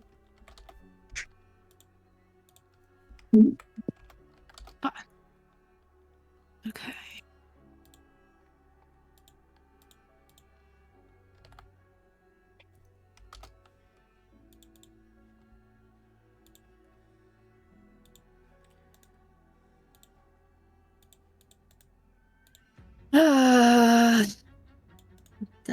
Well.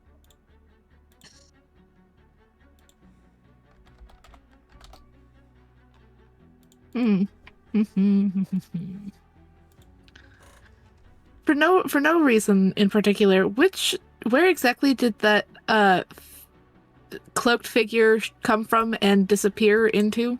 Came from behind you, disappeared kind of up this way. Above Okay. you. Okay. Uh.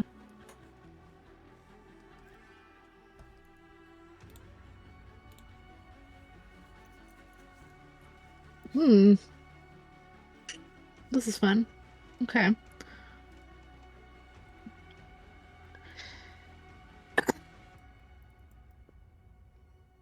I don't have very many range. What the fuck am I saying? My main fucking my armor weapon right now is a ranged weapon. What am I saying? Oh my! Short rest is the one thing I did during the short rest was switch the armor, so that would be a slightly more stealthy. And I forgot what is that range. I need to double check that range. Sitting here like I don't know what I can do. I can fucking blast them. That's what I can do. You moron. Normal range of 90, long range of 300. Okay. Yeah, so that's still fine. We go to here. And we shoot.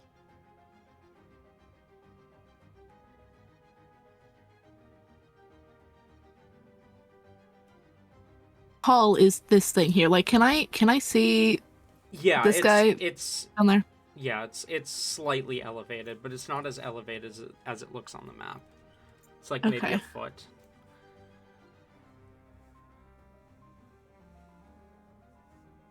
I'm assuming I can't see this guy because No, of the tree. You cannot see Viper because of the tree, but you can see Pygmy, and you can see Hawthorne. Fun fact, Pygmy was named after the smallest predatory bird, the American pygmy falcon. Mhm. Adorable. I feel like I don't have to explain Viper's name. I think you might have to. I'm really struggling Yeah, they're there. named after the character in Deadlock, right? Obviously. Oh my god. Oh Okay. god! Oh no! Okay, we're shooting at Pygmy Okay, roll to hit. because that has less of a chance of causing problems. Is it at advantage because they don't know I'm there? No, you definitely have made yourself known by stepping out into the open like this. That's fine. I don't care about that too much. I just wanted to see. Let's see. Ooh, not bad.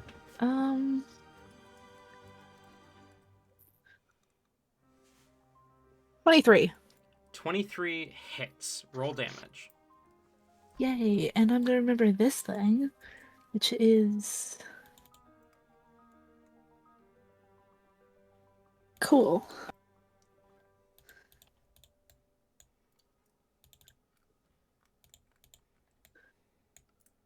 Oh, that is.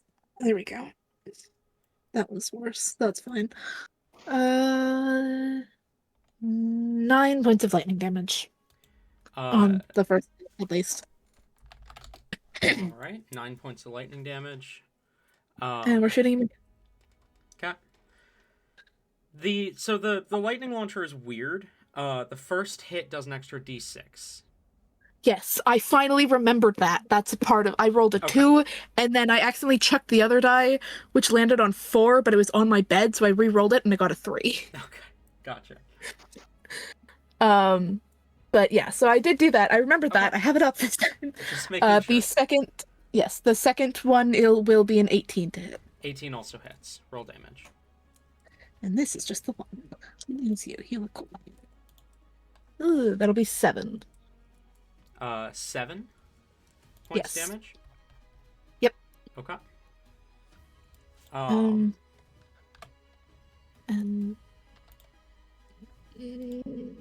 are we gonna waste a spell slot? No, that's it. Okay. As you fire off these blasts of lightning energy towards this shadow druid, he kind of jolts his head looking in your direction. Then he looks to Hyacinth, and with venom on his lips, he growls out, "You think you're gonna get away with this, don't you?" Anything else, Div? Nope. Okay. Though Div does look at Hyacinth now questioningly. Like, what the fuck does that mean? That brings us to the sisters. Hey, yo, sister. Woo! Do you Sorry. want to go or should I? I mean, I'm Think, considering options right now. I wasn't able to do the setup I was going to do. I thought Okay. we were gonna jump them, and then we didn't. Like, shit. I couldn't set up, but it's fine. I can still get there quickly. Sorry. Not as fast. I can't be as cool as I wanted to be, and I'm pissed. I mean, I know we've technically already rolled initiative. What was the setup you were wanting to do? I was just gonna have Vemper fire. I was gonna do the same thing we did with the imps. I was gonna have Vemper fire their grapple out to here, and then at the start of initiative, grab Recall 2 there, and then grab Hawthorne on my way there. And slam him into it. But I also thought this was a wall at the time. So that doesn't really work anymore. All right. So I wouldn't have really been able to do that to begin with. Yeah. So no, I got no real fast plans if you wanna. Mine's pretty simple. Helly's gonna move up here and tell Kukulkan to go over here. Kukulkan has a 90-foot fly speed. The Kukulkan will bite Pygmy. Okay. Roll to hit.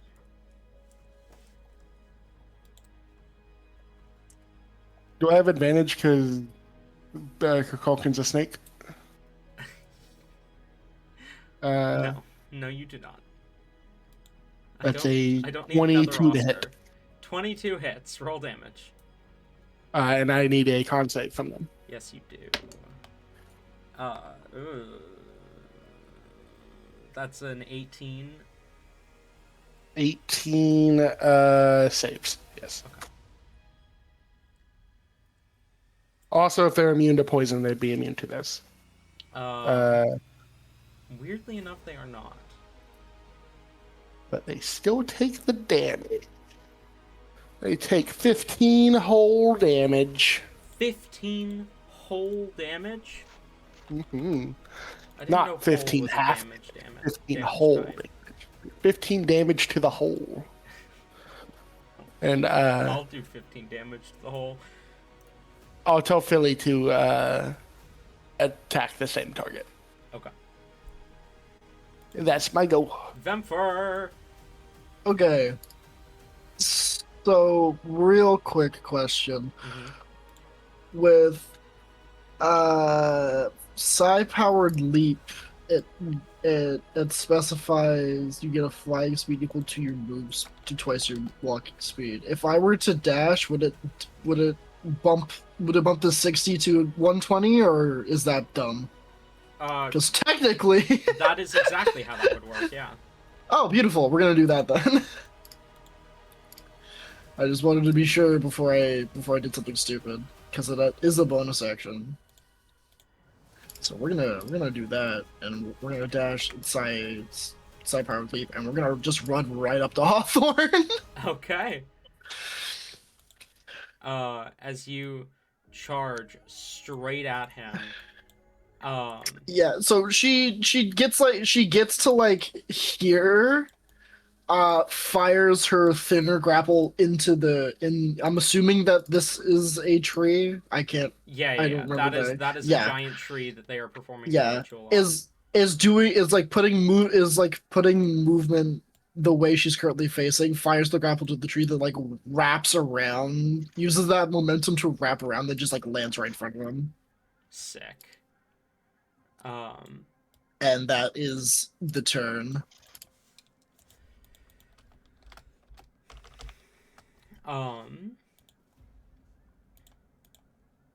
Okay. That brings us to Hyacinth. who kind of laughs a little bit as he says, "Your mistake letting me wander," is going to snap his fingers, and you see clouds form above as he says, "By meeting other groves, I gained a conscience, something you never gave me." And a bolt of lightning is going to strike right down on Pygmy, specifically missing Kukulkan. That's a 4 on the dex save. Where the fuck are my d10s? There we go. I ate them. Oh, Tate! And they were succulent and yummy. Succulent. At least you enjoyed them. 19 points of lightning Sweet damage. succulent double I'll A suck your lid. batteries. I'm sure. Please don't suck my cat. I don't think Lint would enjoy that. That's getting into some freak territory. I don't think we're meant to do. Hyacinth is gonna move back this way. And as he kind of lands next to Rain, do we have Rain back yet? No? Okay. I'll circle back to that on Rain's turn. Rain doesn't like us.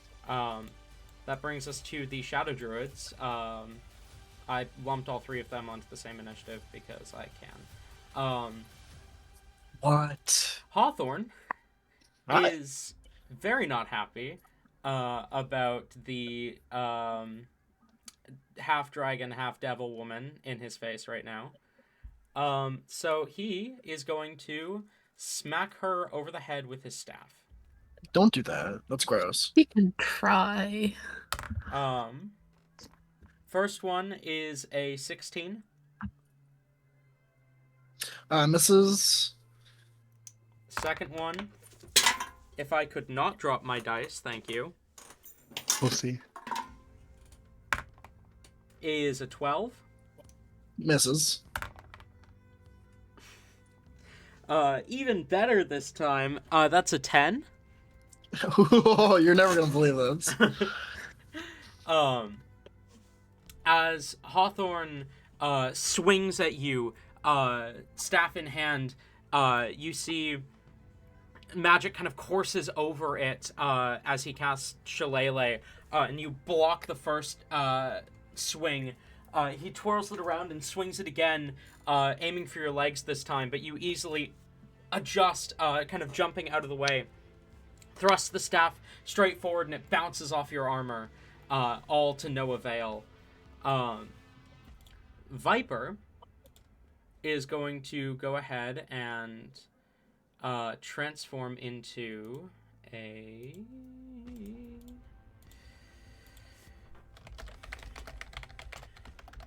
I believe this is low enough challenge rating. Oh, yeah, it is way lower than necessary. Okay. Into a giant constrictor snake. As Viper's body shifts and molds, a massive snake taking its place. And Viper is going to... Hawthorne's more important. Gonna move over here and attempt to constrict Vemfer. Ew. Athletics? No, it's an attack roll. Natural Oh, one. okay. Ha! Idiot. Yeah, no, Constrictor Snake is, Constrict is a melee attack, it does some damage, and it grapples you. Cool. Get fucked, idiot. Pygmy, Grab Hawthorne instead. Pygmy is going to transform into a very small bird. Wow, really? Goodbye. Is, going to make a talon attack at Kukulkan. That's a 21 to hit. Hits. And the second one is a 16. 16 misses. Okay, so that's one hit. And that one hit is going to do 9 points of slashing damage. 9. 9. And using the Oh, wait. Is this a non-magical attack? technically. Kukulkan is immune to bludgeoning, piercing, and slashing from non-magical attacks. Oh. Okay. So Kukulkan takes nothing. In other words, no, it doesn't. So Kukulkan is based. But either way, Pygmy is able to fly out of Kukulkan's melee range without provoking an attack of opportunity because of You that. fly by having bitch. Yep, flyby. That brings us to Philly. Billy was commanded to attack the same target as Kukulkan, who is now right here. Yep, that is Fireball. I believe Philly would use that their wand of magic missiles he's got. fair enough. And just beat the ever-loving shit out that there bird. He's just gonna use one charge for now. Trying to make them not a bird anymore. What I said. Wand of magic missiles. That'd be just 3, right? 3 darts. Yeah. If it's one charge to a level, then yeah, it would be 3. All right. And do we do that? We roll 3 times or roll once, and that's the thing for all 3. We've been rolling 3 times, but it's up to you how you want to handle that. Okay. So that is 11 damage. 11 is enough. Pygmy is dropped out of the sky, and is actually going to fall probably about 20 feet and take another 7 points of fall damage. Let's go. As he lands prone. Billy is no longer invisible. Yes, that is true. Okay, anything else from Philly? That's it. Okay. That brings us to Hellebore and Ghost Lily. So, Hellebore. Mhm. You currently have all the same class features that you would normally have, but you have 300 hit points instead of your normal hit points, and you have the physical stats that I gave you instead of your normal physical stats, and you have none of your racial traits at the moment. At the start of each of your turns, you and Ghost Lily will both roll a wisdom save. Whoever rolls higher takes the turn. You have advantage because you have Dwergus fighting with you. Ghost Lily does not. So, with that being said, wisdom save, please. Okay.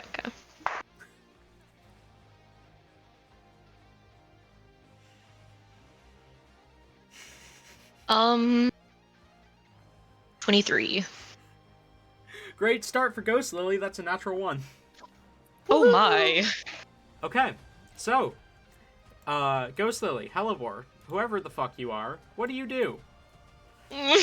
There is still magic, like spiritual magic, coursing over you, but you are able to act independently of that because Dwergus is concentrating on the spiritual magic.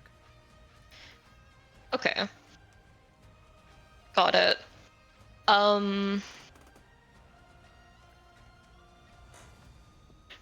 So essentially it is business as usual for the most part. Yeah. Okay. Although your scythe is on your body, not Ghost Lily's, so if you wanted your scythe, you'd have to pick it up. Okay. Wait, so I'm controlling Ghost Lily, basically. Correct. Yes. I'm in her body. Okay. Hellebore is catatonic at the moment. Okay. I Got actually it. need to give you control of that token. There. Yes. Sorry, I thought I made that clear. Yeah. You probably did, I'm just a goon. The Hellebore body is completely catatonic. You are controlling Ghost Lily. Okay. Alrighty then. We will go ahead and we don't want to burn the forest down. So we'll go ahead and we'll wild shape into an air elemental. Sick. Okay. Now here's where things get weird. Because normally when you wild shape, you are doing so with your body, with your own whatever. So whatever your normal air elemental would look like, you get that, but with a little bit of Ghost Lily's flavor in it. So whatever form you choose is spiritual. You become semi-translucent. Hell yeah. A spiritual ghost-looking displacer beast. We love it. That like kind of radiates wind around you as you shift into this form. I think this is the biggest sign to all of you that Hellebore is currently in control of Ghost Lily's body. As you watch this wild shape take place. That's fun. Hell yeah. Okay. She is gonna go ahead and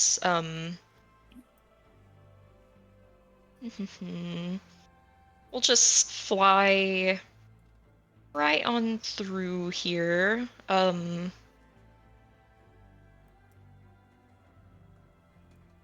do I want to attack first? Help me. We'll try to get Hawthorne. Yippee! Do you grab your We'll scythe? go ahead and yes, Okay. yes, 100%. Yeah. I'm not gonna make it take an action or anything. You just grab it as you move. Hell yeah. Let's see.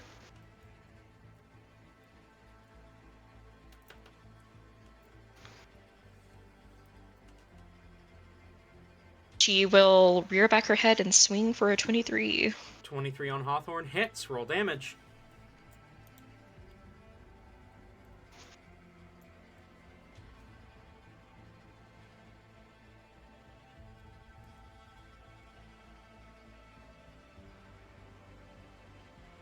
Spell slashing. 12 points of slashing. 11 necrotic. 11 necrotic. You wouldn't get your crest. Because that's Ooh, connected to that your is body, true. not to Ghost Lily. Although, hang on. 1 second. Give me a minute. Because you do get something. And I'm very curious how Hellebore's gonna react when this triggers. I just need to remember what the fucking trigger is.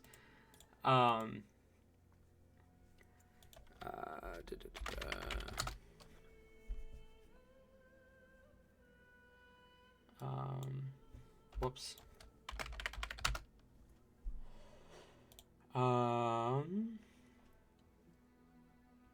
Okay.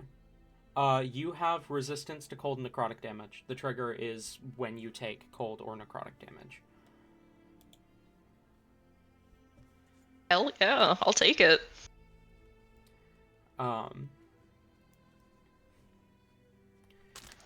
Let me just give me 1 more second to put these somewhere that I can access more easily. Okay. You so you don't get your crest, but you still oh, hang on, doesn't the necrotic damage come from an item as well? It comes from the scythe. Oh.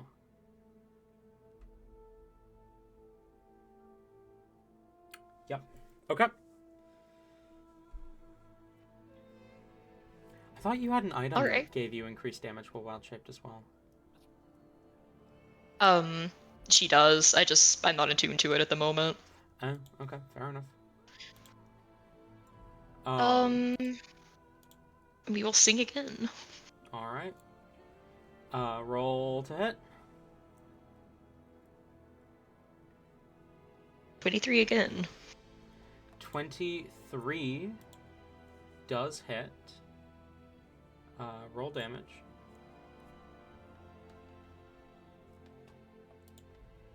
$14 slashing. 14 points of slashing damage. And 6 necrotic. And 6 necrotic. Okay. Your blade carves across Hawthorne, as he, like, kind of wide-eyed looks at, ghostly attacking him, then realizes the form that you're in, and you see, like, like, something clicks almost instantly, as, his face shifts to a scowl.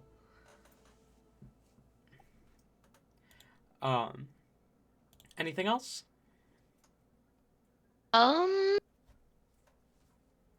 Nay, that'll be everything. All right. Rain, are you back? Was fucking dead. Yes. Oh, hey, Woo! welcome back. Okay. Yay! So as your turn comes around, at the end of Hyacinth's turn, he jumped back to kind of stand next to you. He kind of looks at you, and says, "See, told you could trust me." That brings us to your turn. All right. Just a moment to survey the map here. I literally just got back, like, as my turn came up. So Ghost Lily, there's still spirit energy radiating off of her and Hellebore. Ghost Lily wild shaped into a air elemental displacer beast thing, and that's probably the biggest sign that Hellebore is in control of Ghost Lily's body at the moment. Viper is transformed into a giant constrictor snake. Pygmy turned into a bird and then was shot out of the sky. All right. Raina's going to kill Hyacinth. No. A shame. Yeah. I do feel like Rain, though, is actually going to move up towards Hellebore. That makes sense. Yeah, Rain's got enough movement. Actually, hold on. Rain's not going to move to... Rain? Let me double check spells real quick. Fireball. Fireball.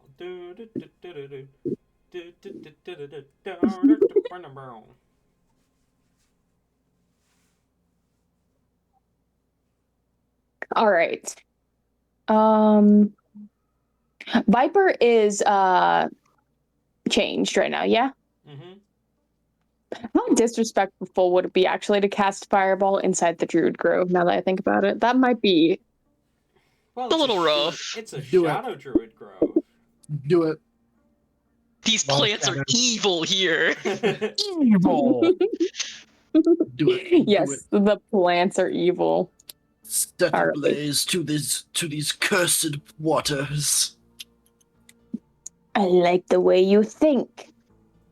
It's rare air, everyone. Ayla's agreeing with me.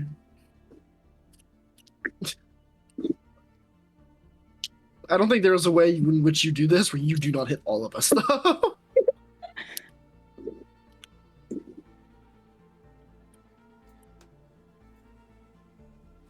Yeah, there's no way to get both Viper and Hawthorne without hitting at least one or the other of Ghost Lily or Vemfer. I was gonna say, I do think it would be worth it to whittle down Ghost Lily just to be safe. That's kind of what I'm thinking. However, Wild Shape. Look, Rain can just claim innocence that he didn't know.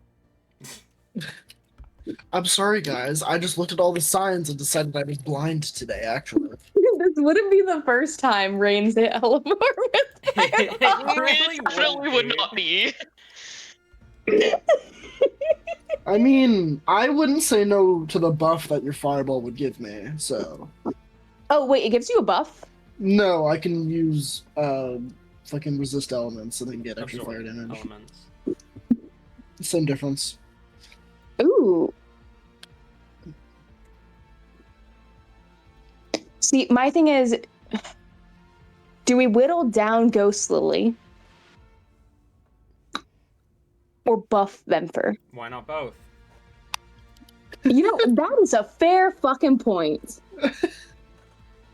We're doing it here. Are you fireballing? Isn't it 20 feet? Yes. Oh, okay, even better. My bad. I'm over here thinking it's 10 feet. I was about to say. It's 20.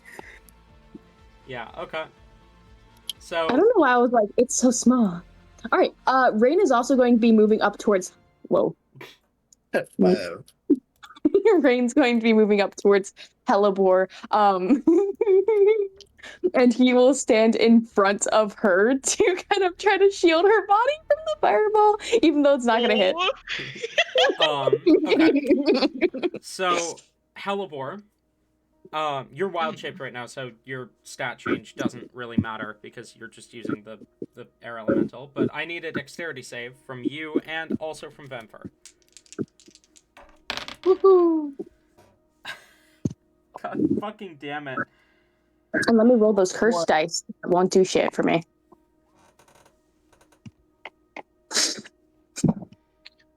Uh, 15. Well, you still keep all of your Do you? Yeah, never mind. Never mind. You keep your mental, but not your I don't. physical, You keep your right? mental. Yeah. I don't know why. Like in my mind, I was like, dexterity's mental stat. This is saddening.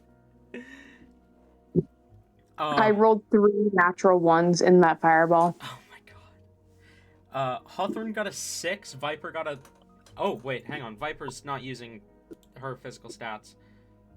Doesn't matter. Viper got a 13. Same difference I either got a way. 10. Okay. All of you fail. It's not necessarily a good thing for a couple of them. Can I take the fireball that's in roll 20, you know? You already acknowledged the other one as the fireball you rolled. I know, I'm messing with you. It's literally 10 more in the roll 20. That's fucked up. So, 27 damage then? Yeah, it's 27 damage. Was 15 a save? I missed that. My brain Nope. short-circuited. No. No. Okay, cool. I am also going to absorb elements. Okay, so regardless. you have resistance. I have resistance. The piece of the resistance. What's the Okay. resistance?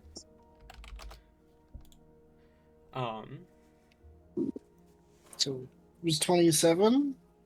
Yeah. Cool. So like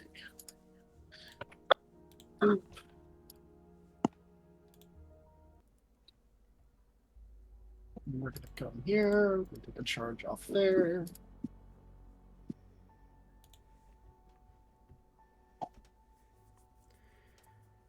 As this ball of flame radiates out through this sanctuary, an unforeseen side effect of using fireball in a spring is you create a lot of steam.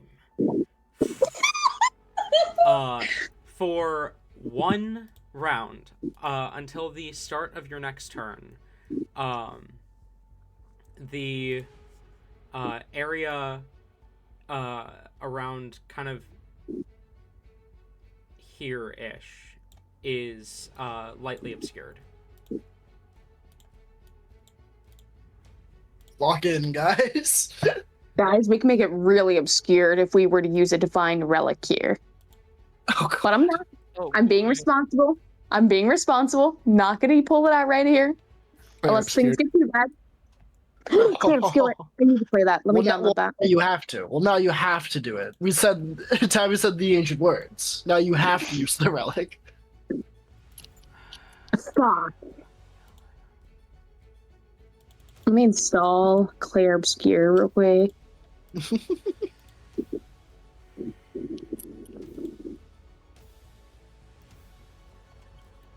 Thank you, Tabby, by the way, for reminding me. Jason might kill me otherwise. Can you guys see what the? Yep. Okay. Yes. Yeah, we can see it. I can't see. I need glasses. Wait.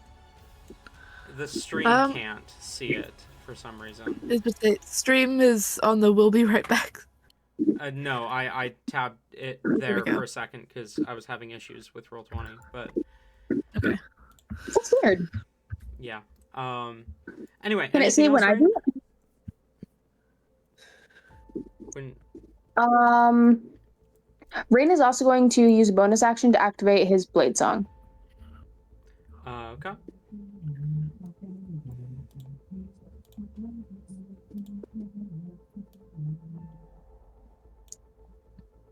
Okay. Well, now it can see it. So, although I think the fireball was actually about here, wasn't it? Because you wouldn't have wanted to get the catatonic body of Helibor. Okay. So you blade song. Catatonic. Oh my god. Oh, that's funny. Is that the end That's a of good your one. turn, Rain? We're gonna do a little bit of this, a little bit of that. Let me double check here. Blade Song activated. Ooh, I forget that Rain has Healing Light. Hold on. Yeah, that'll be the end of the turn. Okay. That brings us to Div. You're up. Get that bitch. Oh, Ooh, get that is it- bitch. prone? Yeah. Pygmy is prone. Fuck. That's not helpful. I've wanted to shoot him. I can't do that. It's fine. I'm gonna get. We're gonna go up to him because we can Okay. go there. You What- hurry what up next kind to of- Pygmy. What sort of? What? Nope. Nope. Yeah. No, I don't know what the fuck I was trying to do there. We're casting Arcane Weapon Okay. on one of our rapiers as we draw them. Sounds good. And I think we're gonna make that like fire damage because it makes sense. Fight the forest with fire. Pretty much, yeah. Yeah, no, exactly. Even if it's a dark, evil, and twisted forest. Don't know what else I could do here. Evil forest I drew. Just a minor insight into my dark and twisted mind. Because like between all of them here, at fire, we're Yeah. gonna make it hot because we can. It makes So sense. yeah, it makes sense. So with hope, and we're going to stab him Okay, roll to hit. because he's on the ground. At That is with 'cause advantage, he's right? prone, yeah. Yeah. Oh, that's a 2 to 3 for a total of it's not great, for a total of 11. 11 does 11. not hit. Pygmy rolls out of the way. Freaking stop moving, and we're gonna do it again. Roll to hit.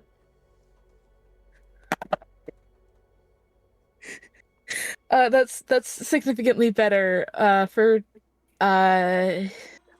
21. Hits. Roll damage. Yay! That's an extra d6 of damage. Yeah. D6 of chosen type. Nope. I need a d6 and a d8. So there we go. Ooh. Okay, that is going to be 11 points of piercing damage and 4 points of fire damage. 11 piercing and 4 fire. Yes. All right. As your blade pierces flesh, you smell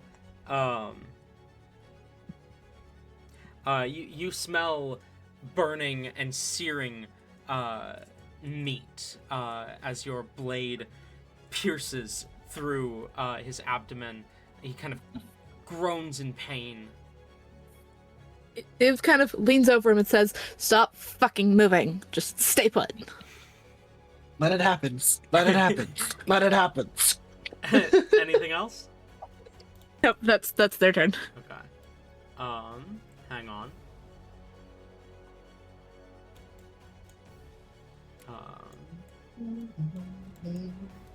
That is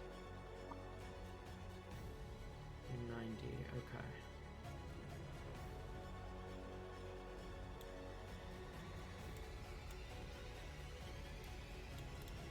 Okay. Vemfer, you're up. Real quick question. Uh-huh. The extra 2d8 that Nature's Wrath is that considered bonus damage? For what purposes? Cleave. Yes, that would be considered. Yeah. Beautiful. We're gonna cleave. I'm gonna cleave these some bitches. Okay. Roll to hit. Is that disadvantage or anything from lightly obscured, or is that just How is that is that affecting anything mechanically, or is that just like there? Lightly obscured 5e rules. I know there's rules about it, but give me a second.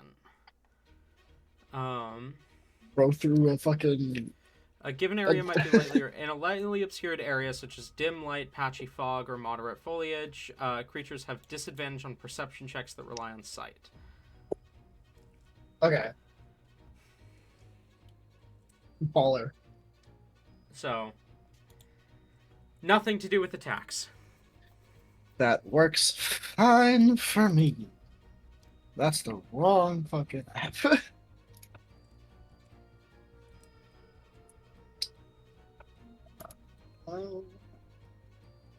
So, first one is a 28 to hit. 28 hits. As you cleave through both targets. So this adds a d6, correct? Yes, it does. Okay. So for the base damage of just whatever. So that's 14 damage, half to 7 for just the axe. And then, so we're going to do that and the bonus damage separate. I'm going to charge for my shit. What's it called? Where'd it go? Telekinetic thrust or whatever it was called. Yeah. Psionic strike. That one. And I need strength saves from the both of them. Okay. Not great. They're not rolling very well. Hawthorne got a 14. And Viper got a 16. I believe the 14 fails. Let me find this again and double check.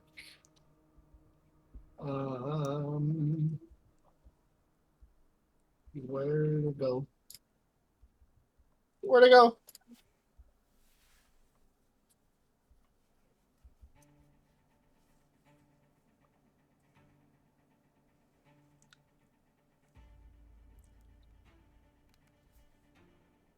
They both fail, actually. Hell yeah. Sick.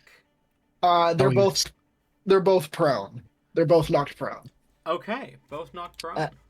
But then they both take Not really sure how 21. Snake Oh. can be prone, but it. Don't worry about it. It's prone not, now. It's not I know immune. It is not immune to the prone condition, so. I know it's already lying down, but now it's lying down even more. Yeah, it's lying down harder.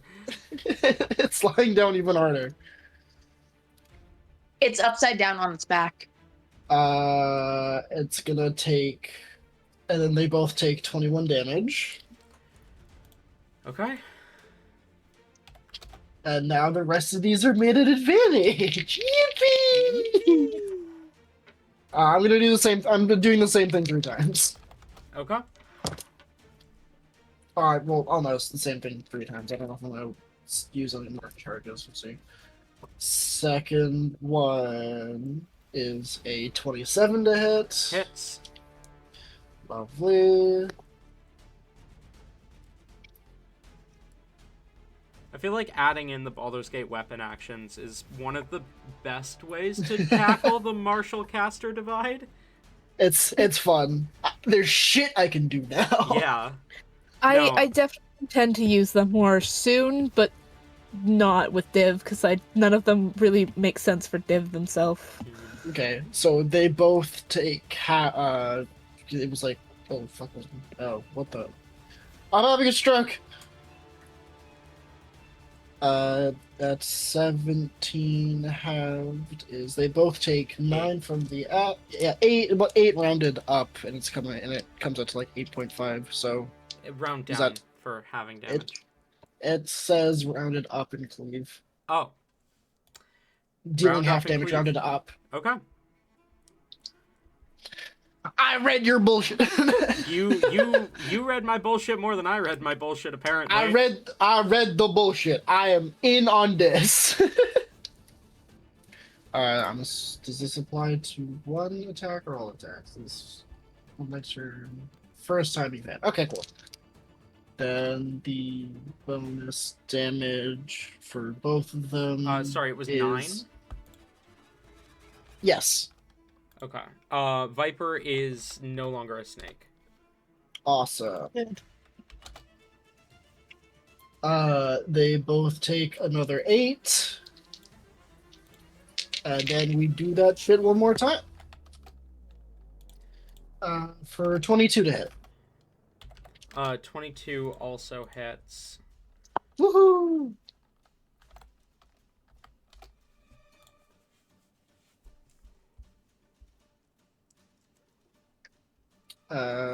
Comes to 13. Halved is 6.5. Rounded up to 7. So we'll take another 7. Okay. And then bonus damage on top of that is 16. Is not 6. Yes, 16. I know math. I know quick math. They both take another 16.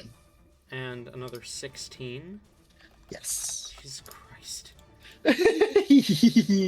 I love 3 attack actions. Fucking hell, okay. Mm-hmm. And that will be everything. Alrighty. Helly.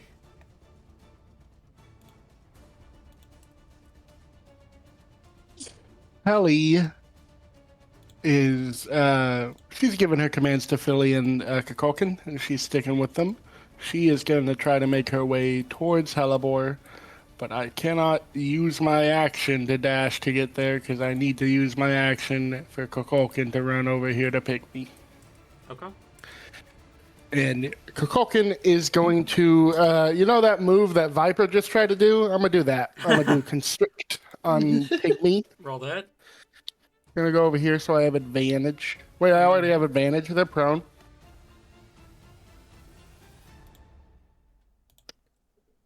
That's a natural 20 with advantage.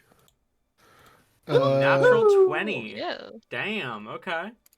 We're doing well today. They are grappled. Movement speed is 0 for them. Okay. And we do Jason crits? Yeah. Yes, we do.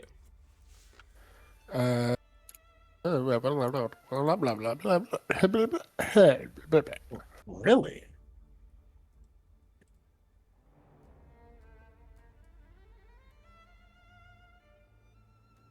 $28 bludgeoning damage 28 total.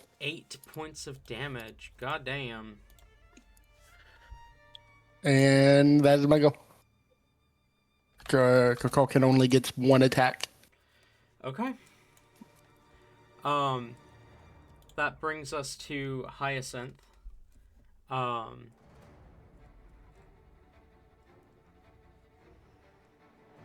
It is hard to see through the fog. Would he risk it? Probably not. I think he thinks he's on thin ice with the party right now and doesn't want to make that worse by potentially dropping a Call Lightning on Vemfer. Yeah, that's probably smart.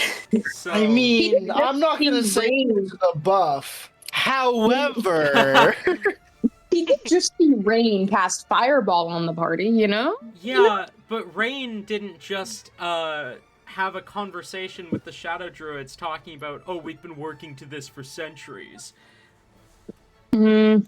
But but he's still going to make use of that Call Lightning and drop it on Pygmy over here. Damn. Who I believe has disadvantage because he's prone.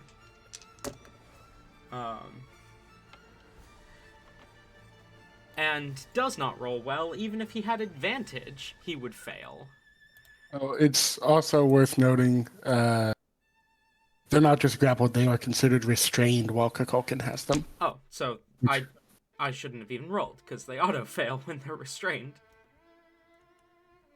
Yeah. Go for the crit. Pardon? Wait, no, this is a save. I'm an idiot. Yeah, Hyacinth can't crit on Call Lightning, unfortunately. 13 points of lightning damage to Pygmy. And Hyacinth is going to move up this way, drawing his scimitars as he runs. That brings us to the Shadow Druids, who are all prone, actually. That's really funny. Hawthorne and Viper are going to stand because they have movement speed. Pygmy, That would have been a better idea. Never mind. Move on. Pygmy is not going to stand because Pygmy does not have movement speed. Oh, good. Why? Restrained. Yeah, and restrained. Oh, right. Yeah, that's what I thought. I don't know why I swapped two of them. I swapped Pygmy and Hawthorne for a second. Viper is going to kind of... you see this kind of dark energy roll down their arm as Hellebore, you recognize the druidic words they speak as various words meaning like death and decay. As they fire off a spell at you, I need a con save. Okay.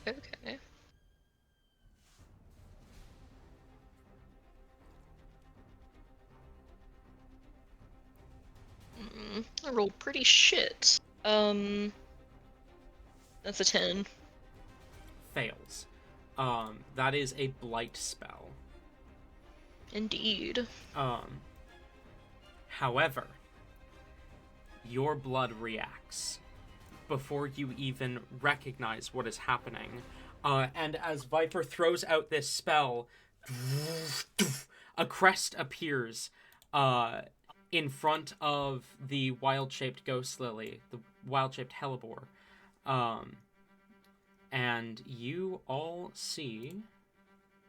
Let me grab it here.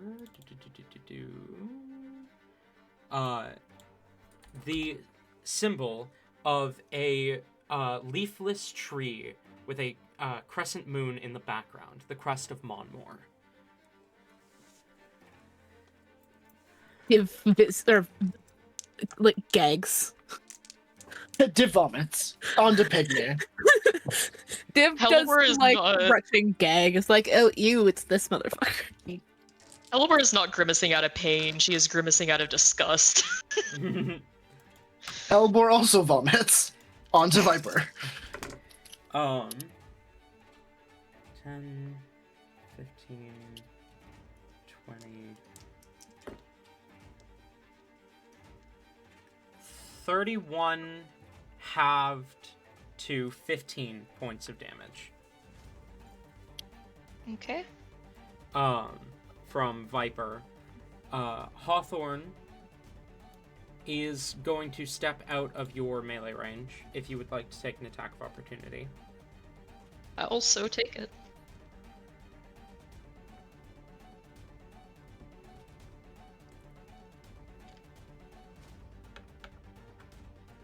Soft 20 to hit. Hits, roll damage.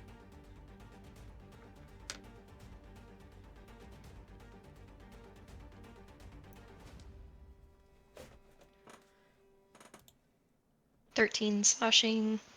13 points of slashing damage. And 7 necrotic. 7 necrotic. Okay. as your blade cuts across Hawthorne as he moves out of your range, he kind of coughs a bit, and then, being in a better position now, he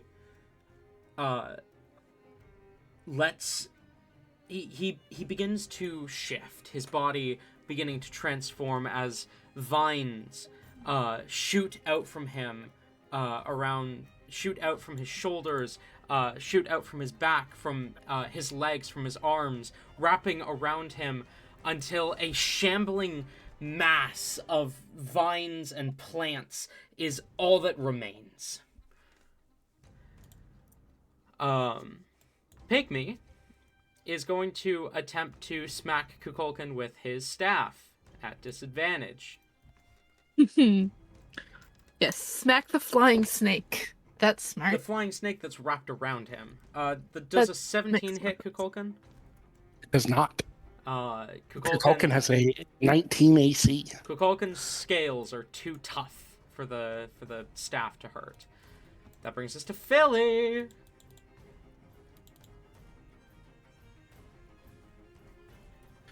It is. Hey, that's B2, actually. Hold on. It is. Philly's going to keep things pretty simple. Philly's going to come up here and stab a bitch with his tail. Okay, roll to stab a bitch. You do have advantage because he's prone. Oh my god. Flanking and restrained. I honestly forgot that this dice is insane. I get so, like, this dice might be unintentionally loaded. That's another natural 20.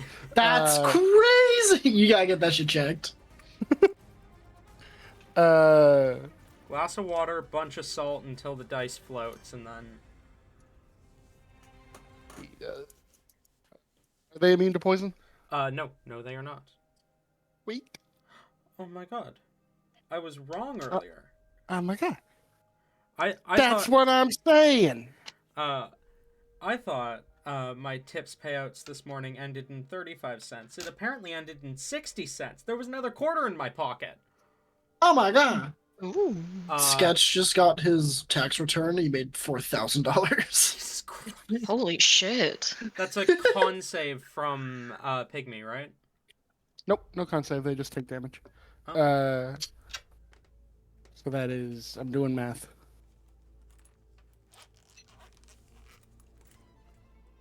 38 damage from Philly. Jesus Christ. I need to do math now. For the record, that is Sorry, that was 28? yeah, 38. That's 17 piercing plus 21 poison. Crazy work. Okay. Pygmy is down to the double digits now. Woo! Anything else from Philly? Yep, that's it. Okay. Hellebore, wisdom save at the start of your turn. Okay. Add advantage. With Ooh. advantage. Okay. Better from Ghost Lily this time. Holy shit! That's a natural 20. Let's go. For a total of? 29. Yeah. You and Ghost Lily have the same bonus. She did not roll a natural 20. Damn. She got a 25, which was pretty high for her, but not That's high pretty enough. good. Not high enough. You still have control. Oh yes. Alright.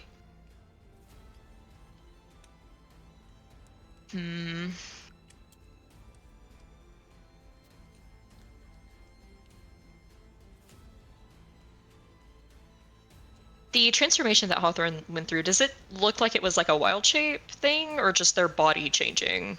It looked... I forgot to actually put down the transformed health stat. It did look kind of like a wild shape, yeah. Though you've never Okay. seen a druid transform into a plant creature like this. Mm-hmm. My bonus is attacking him anymore. Fuck. We'll go down here. So so that we get that. Yeah. Okay. And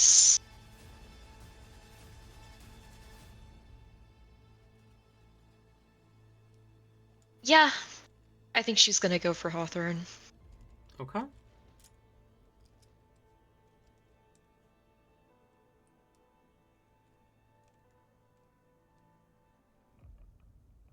Nuh-uh.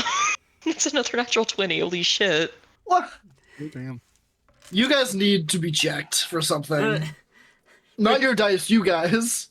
the dice gods just want you guys to fucking trash this fight. Apparently. Alright. I do need you to differentiate damage types here. Okay.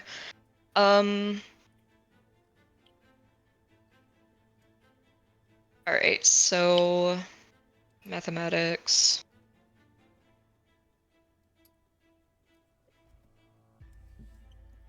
So that's a total of 20 magical slashing.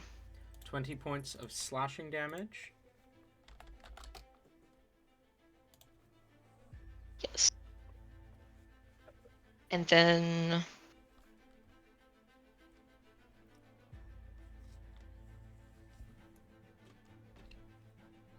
20 points of necrotic. And 20 points of necrotic.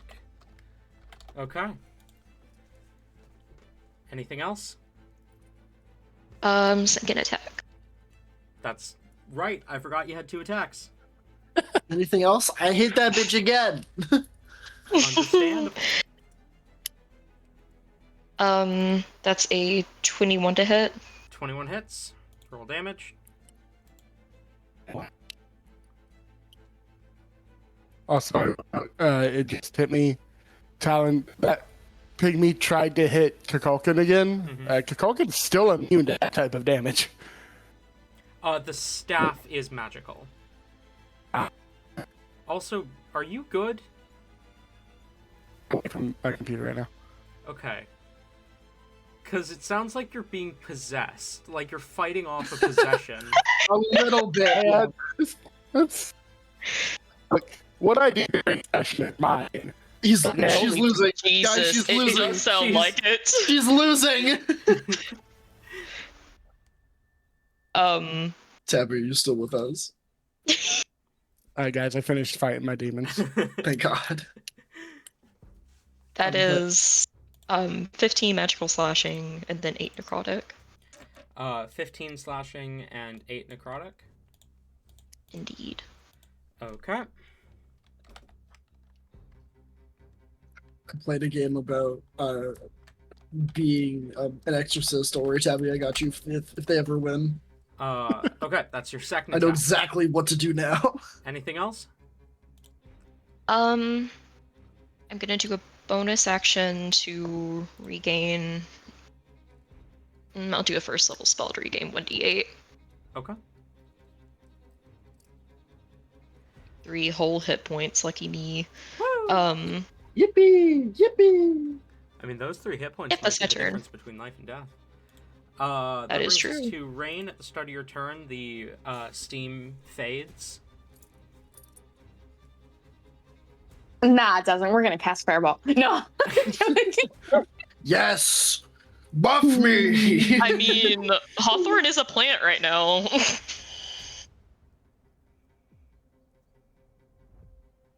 Hmm.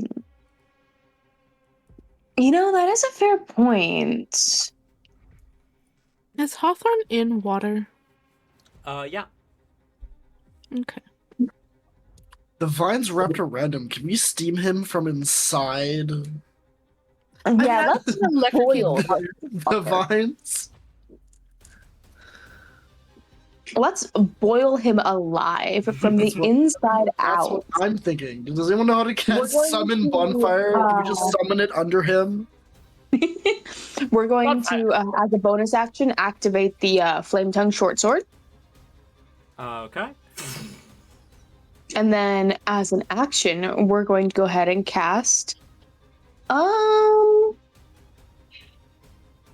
Green Thunder. That's not how Nah. that Once works. Shush, again, I'm aware, but like shush. you silly. Once again, we will cast Fireball. Okay. Fireball. We'll give it a 4th level again. Fireball. I'm ready. Are you hitting both Hellebore and Vemfer? Whoa, hold on. My Hold body on. is ready. That's 30 feet. Oh my god. I got. I can technically. No. I can technically do it without hitting Vemfer, right? No. I mean, yeah. You could, but Vemfer Does- would be able to absorb elements again if you hit her. So, I mean, it's up to you if you want to give Vemfer that chance. And she's I a think the masochist. best- She loves it. Give it to her. I think it would be best if I did it here to get optimize how many targets we get. You're so Yeah, right. yeah. And also just tick off Vimfer more that we're attacking Hyacinth at the end of this. Not, I mean, not gonna say too much, but Hellebore's body is currently without a soul. Who knows what that means? Did y'all Yeah, hear let's something? not get Hellebore Was in that there. was that some kind of flyer telling us bullshit? God forbid forbid it. Never No, mind. the Venn diagram. Sorry, we're safe again. Venn diagram's back, guys. The Venn diagram of those fucks. Okay, The so baddies in the middle. so The what? baddies in the middle. Technically. So where Okay. where are you fireballing? I can't measure it, but the place you had it before. Okay, so you do want to hit Vemfer. Yeah, we're smacking Member. Hellebore and Vemfer, dexterity saving throws again. Woohoo! Cocked. Ooh, Hawthorne and Viper actually rolled pretty good this time. That's not bad. Viper got 20 and Hawthorne got a 15. 23. Hawthorne fails. 21. Hawthorne's the only one that fails. Okay. Baller.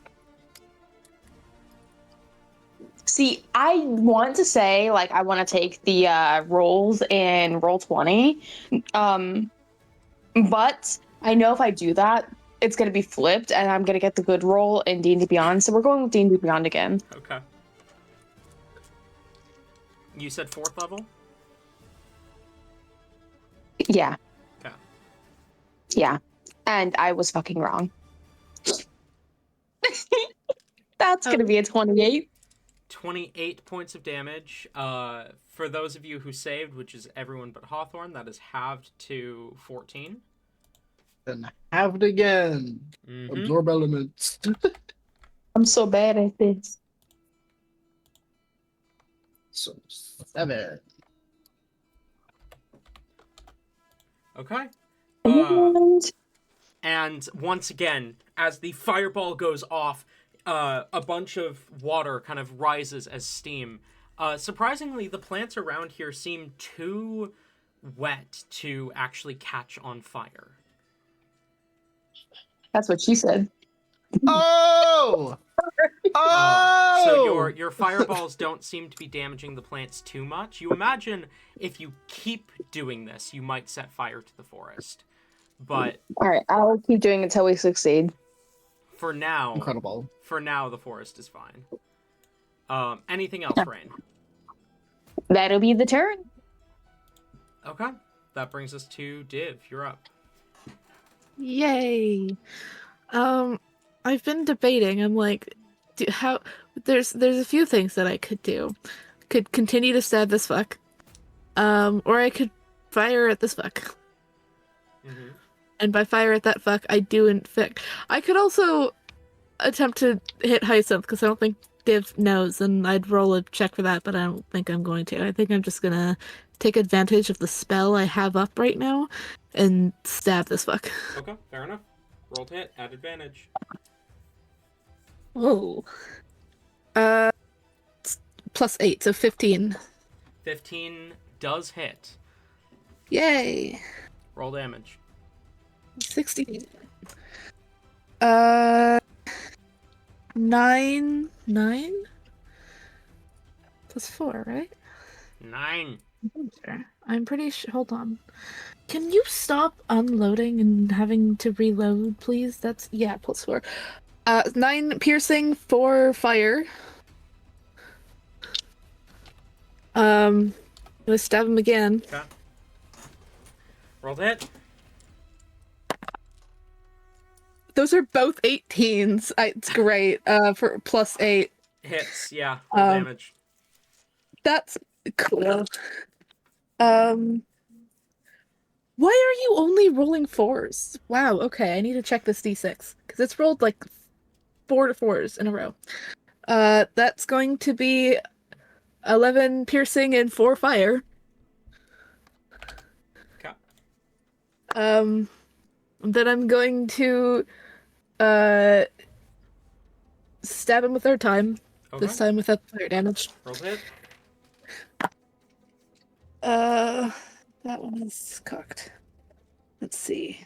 That was a 7, so 15. 15 does hit. Roll damage.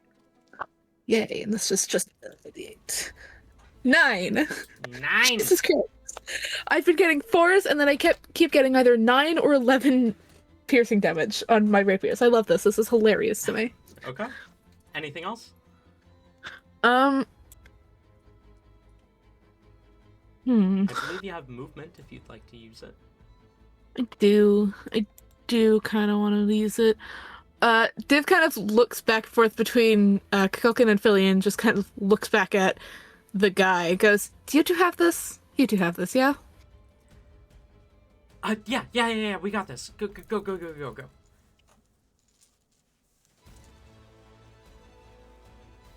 I don't think we want to go in the water.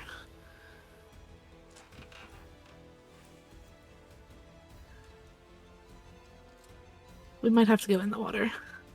Sentenced to the water.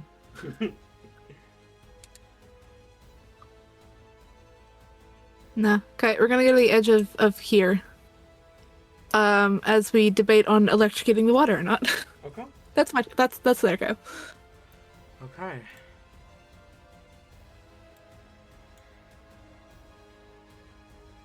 Give me a second to think.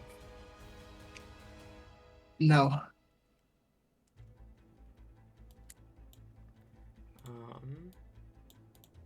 Okay. No. Vemfer, Helly, you two are up. Ellie's is pretty simple. Kukulkan's gonna attack Pygmy. Roll to hit. Advantage, Yep. because he's restrained. This is correct. Ooh. At advantage, that's still only a 15. 15 still hits. Ooh, I need a con save. Con save. That's an 8. 8 fails. They are unconscious. Oh. They also take Honk, shoo, me. 12 piercing damage. Okay. Honk, shoo, me. And Helly is going to if I put it like on her and see if that helps. She's gonna run up and slide next to Helipor's body to try to make sure her body's all right. Roll a perception check.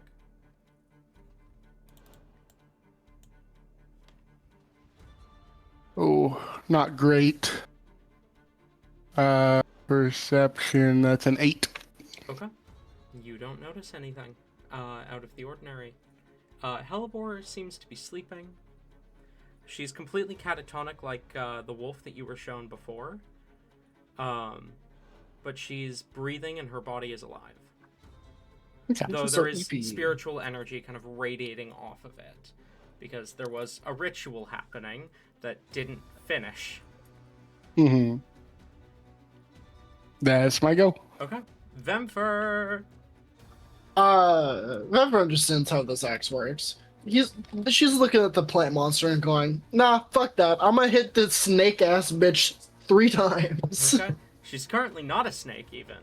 I know, but she was one. She was once upon a time. There was a moment where that bitch was snake. So, it's 24 to hit in the first one. 24 definitely hits. Cool. I need a strength save. Horrendous. Beautiful. 7. Fails. She's knocked prone again. Boof. Wait, I also You need to add slam that. your blade into her again, and she collapses again, falling in the water. Awesome.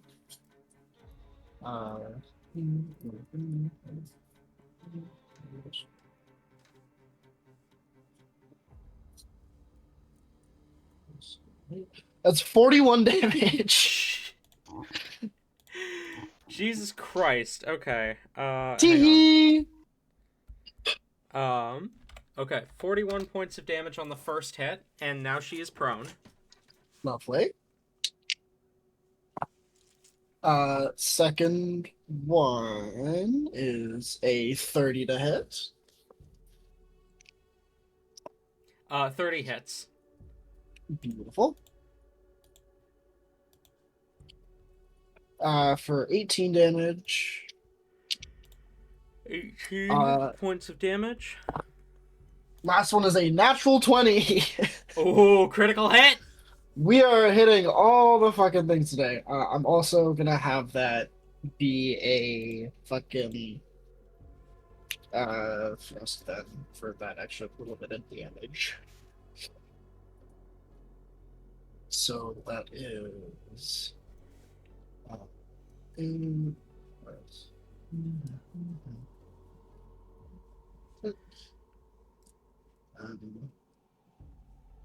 As you drive your blade down into the prone Shadow Druid, pull it out and swing it back down again. that is for 52 damage. 52 points of damage. Goddamn. Okay. I believe you did over 100 damage in one turn. Yep. Also, question: Mhm. How deep is the water? Not very deep. Like it's So like if I ankle like deep. step, actually that's deep enough. I'm gonna step on the back of her head and keep her face a little submerged. Okay. Jesus Christ! We're just gonna step on her and just keep her fucking head in the water. we about to drown a bitch. That brings us to Hyacinth. As you see these golden flowers kind of sprout from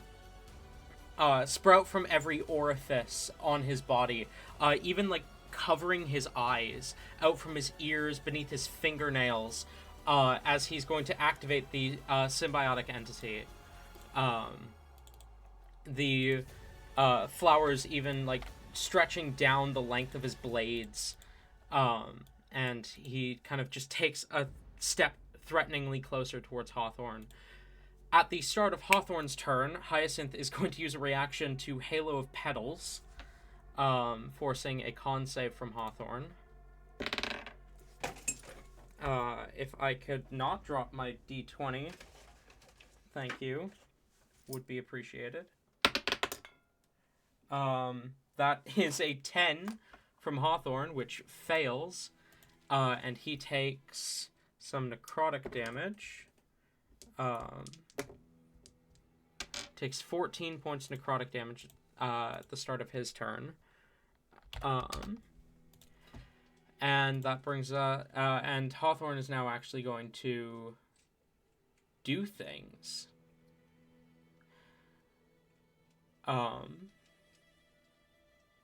NPCs doing things in my combat? No way.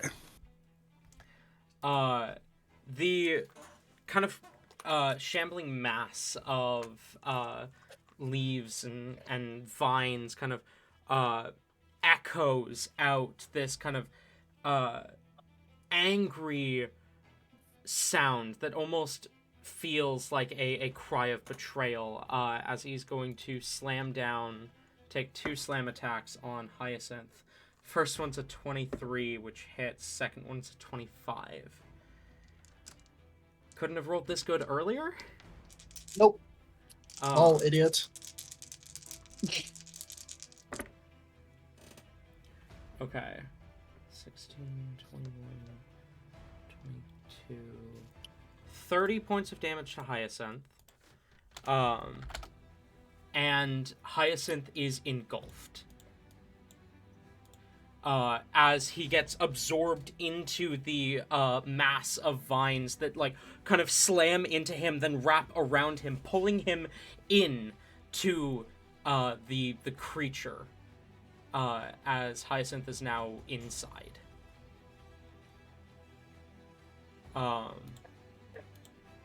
That brings us to Philly. No, it doesn't. Viper's still alive. Viper is going to Struggle attempt. for me. Viper is going to attempt to push. What's your face? Vemfer off of her. Can you roll an athletics check for me? I can. That is, in fact, a thing I'm able to do. I'm giving her advantage because you didn't officially use a action to grapple her. Yep, that's fair. I don't know if that advantage will do her much, though. Ooh.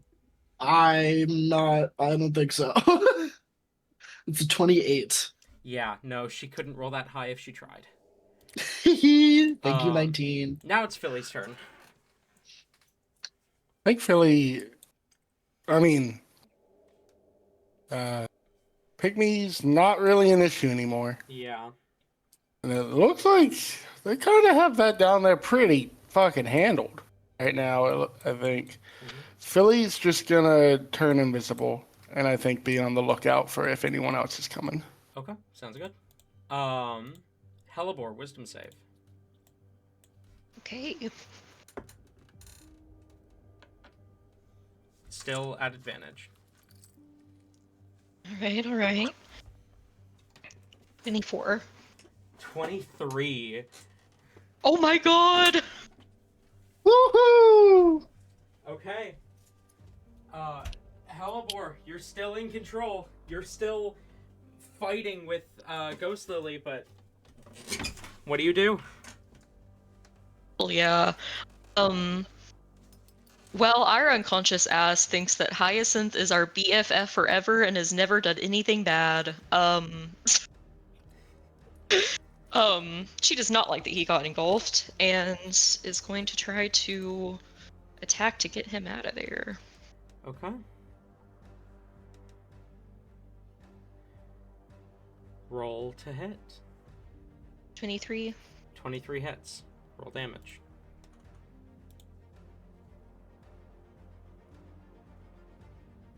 $15 magical slashing. 15 slashing. 10 necrotic. 10 necrotic. And we're swinging again. Okay. Hyacinth is still inside as of now.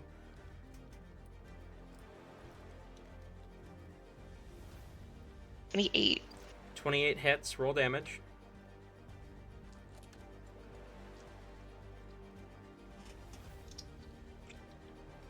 Um, 15 slashing again. 15 points of slashing.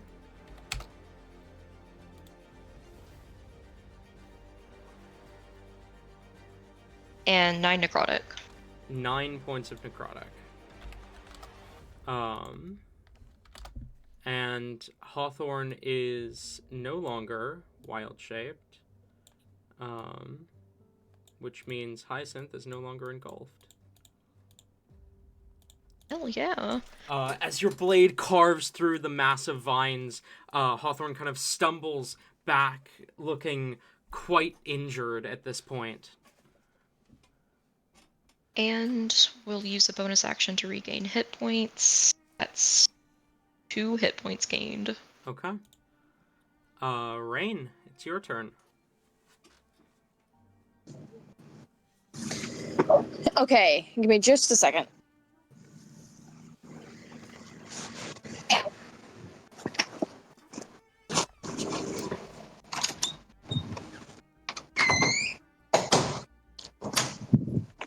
That's some good Foley work.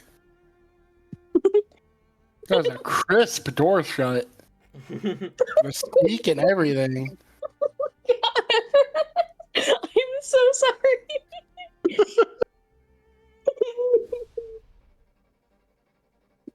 All right, so Rain is going to be attacking Hawthorne again. Okay. We're going to attack with the flame song. Flame song, flame short sword. Go ahead. I can speak, I promise, guys. That's the wrong fucking thing. Hold on. This does mean Rain will move closer. And we are going to have that be, well, a 17 to hit. 17 hits Hawthorne. Perfect. Do you need me to differentiate damage, right? Not anymore, no. Okay. We got 6 piercing. Let me roll. How many d20 is it? Hold on. 2d6. 1 second. One momento.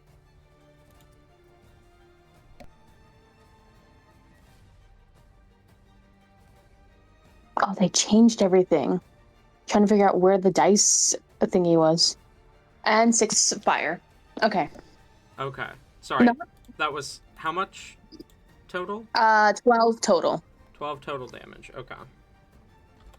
Hawthorne is now down in double digits. Okay. Rain is as a extra attack. Going to replace his extra attack with instead Eldritch Blast. I'm aware this will be a disadvantage. Okay. I'm aware this will be a disadvantage. I know. I don't want to hear it. But it's either this or just like a Sacred Flame or something. So. Don't you have a? Okay. What? Nothing. Go ahead. Roll to hit.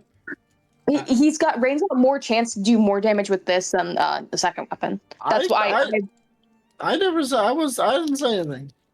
Okay.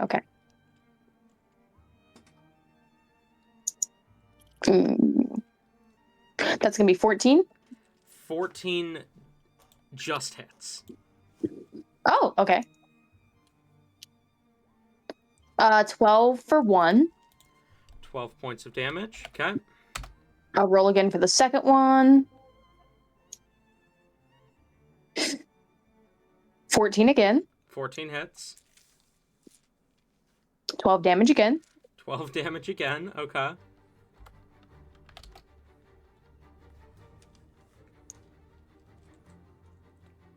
And 23 to hit for the second time. 23 for the third. hits. I'm sorry. Roll damage. And that'll be 7 damage this time. Oh, damn, I almost had 12 damage all across the board.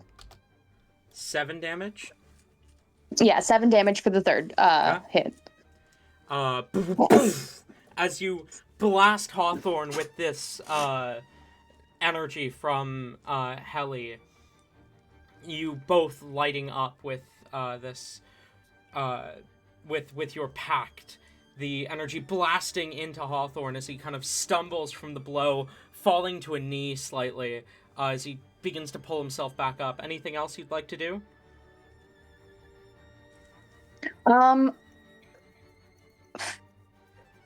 Okay, how damaged does the surrounding allies look? How's everyone looking? How's everyone feeling? I'm chilling. Hyacinth's still at full health. Hellebore hasn't dropped out of wild shape. I think Vemfer is genuinely the only ally who has taken damage. That like affects her actual hit points. Also, how many charges did you just use? What do you mean? Of the thing. Rain used none. He just cast Eldritch Blast. Oh, my bad. Which is the spell he gets from your pact. You're right. You're right. Yeah, so Vemfer's hurt, and Hellebore's technically hurt, but only in her wild shape form. Mm-hmm. Okay. Then I do think we're going to call that as our turn. I think. Okay. Possibly. Yeah, we're gonna save the other things. Sounds good. That brings us to Div. You're up.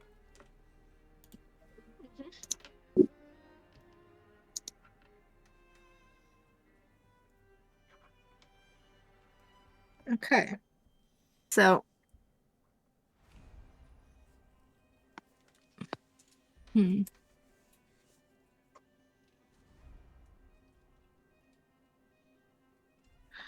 Out of curiosity, you said the stuff near the water is just a little too wet to catch on fire. What about the stuff over here? Over where? Sorry. In this down in this corner. Definitely not as damp. Okay. Because my grand idea was,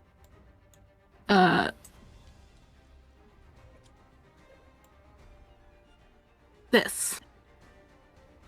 But angled.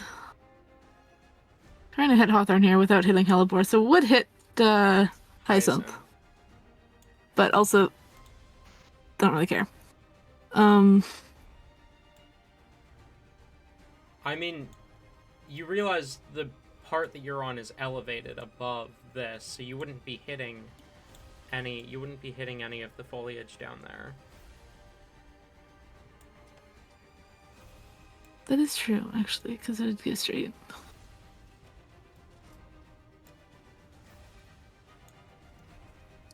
But you would still be hitting Hyacinth. Yeah, I rolled insight for Div. Div didn't clock the fact that Hyacinth is not an enemy here. Okay, fair enough. Because they're a little distracted in the he betrayed us part, with a figure, which is why I asked where it went. And also they haven't clocked the fact that was an attack on Hyacinth. It looked kind of like that was Hawthorne trying to shield Hyacinth. Okay, fair enough. So is that a lightning bolt spell?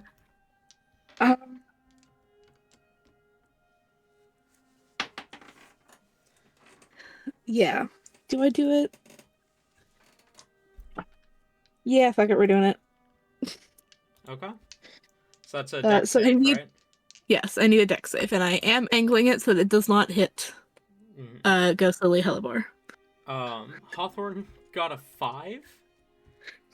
Hyacinth got a 13. Oof. Sorry, buddy. That does fail. So, cool. I need more dice. I swear, if you knock Hyacinth out of his symbiotic entity before he gets to do his cool thing... Oh no, I might accidentally ruin you doing a cool thing. What a fucking... Wait, is Div attacking Hyacinth right now? Yes. Div is technically, yes. Who They're not else has... firing that he's in the way. Oh, okay.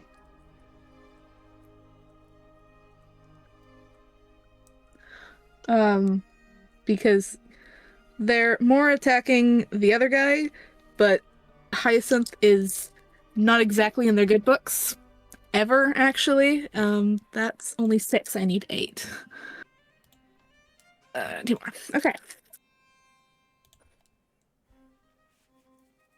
Yeah, so the lightning ignites flammable objects in the area that aren't being worn or carried is what made me ask the question of, am I going to catch fire to the forest? Because that's problematic. Okay. No, but I will at least point out that Rain is standing in the water right next to them. Yeah. So I know. I'm gonna say, Rain, you are gonna take a little bit of damage. Not nearly as much as Hyacinth and Hawthorne, but 4 points of lightning damage. So that's Rain taking that? Yeah, Rain takes 4 points lightning damage because the water around you becomes electrified. 12. Rain's down, guys. He can't take 4 points.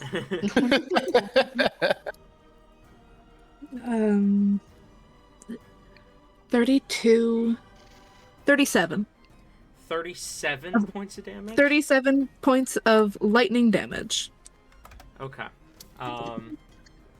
Hyacinth is out of his symbiotic entity. Sorry. Hawthorne is barely hanging on. I don't have any fucky bonus action things that could affect him. That sucks, actually. What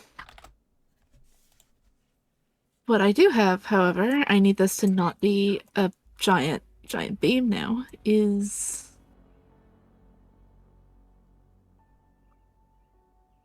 Yeah. We're gonna do our best to not go in the water as we jump around to here. Mm-hmm. And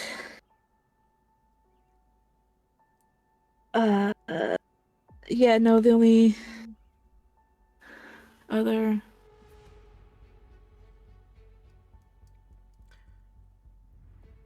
Helly. Yep, nope. That's gonna be it. What's up? You are specifically looking at Helibor's unconscious body, right? Mm-hmm. Okay. You notice parts of it shifting, not as if she's waking up, but as if someone is kind of like checking for a pulse almost. But there's no one there.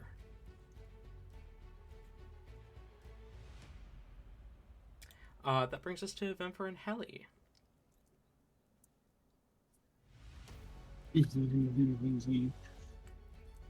I'll just say out loud, is she all right?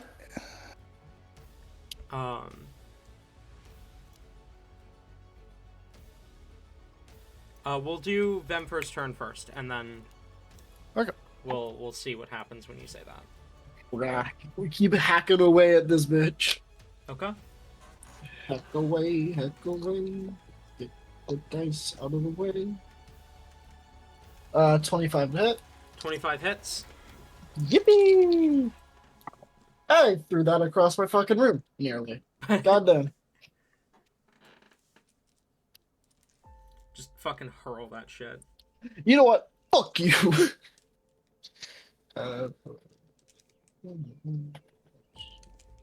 So that's 24 damage.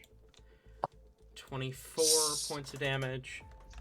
Second is a GMO 20. Okay. Hits. I did it again, but this time I did drop it. Where'd it go? I got it.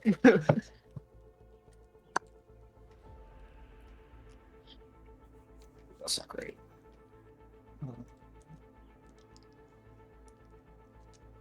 Wait, I can reroll twos or just ones? I forget how my fucking thing works. I believe it's... Ones and twos! Yeah. Yippee! So much better. Second is a 22 for damage. Okay. Yes. The last two hit is a 29. 29 hits.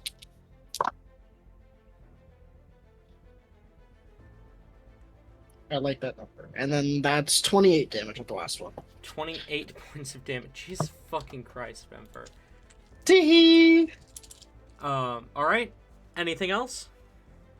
No, we're just gonna keep holding her in the water. Okay. Helly. You hear a voice in your head respond.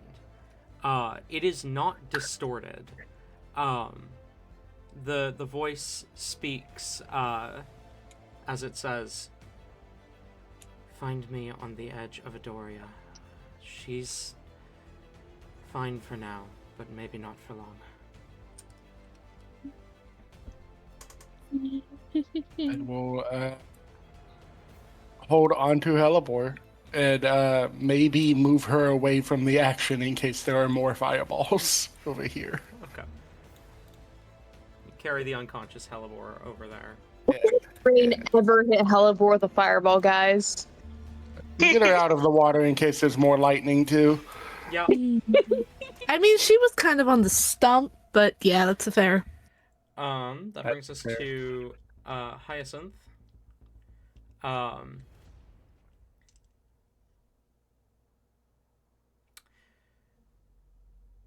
Who is going to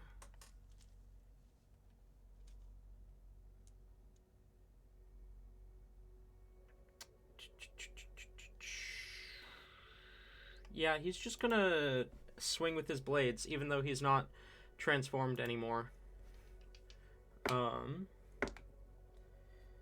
Hit, hit, hit, hit. All 4 of his attacks hit. Yeah. So that is going to be 29 points of damage. As Hyacinth slashes across Hawthorne's chest, Hawthorne kind of falls, clutching at his wound. Hyacinth brings a blade into his knee, and there's kind of a popping sound as Hawthorne kind of collapses under the weight of his own body. Hyacinth brings a blade into his shoulder as Hawthorne cries out in pain, and Hyacinth, staring down at him with cold, calculating eyes, says, "You wanted a monster out of me. Then fine. I'll give you that." And with his 4th attack, slashes through Hawthorne's throat as the Shadow Druid collapses, unmoving to the ground. Viv kind of looks over and goes, "Oh shit, we like you still. Sorry, dude." As Hyacinth's eyes kind of flit to Viper, but he is out of out of attacks. That brings us to Viper's turn. I don't know if you want to get in the way of her drive right now. She might kill you. Viper is still drowning in Yes. ankle-deep water. Yep. Embarrassing for her, honestly. So she's gonna use her second wild shape and turn into a koi fish. Oh! And is just gonna... Oh, nope, that's your Denver, not Viper. Wrong V. Gonna swim up this way. Can I use my reaction? Yeah. Cool. Stop. That is a fucking numbers 29 to hit. I do think 29 probably beats the AC of a koi fish. Yes. Roll damage. Oh god.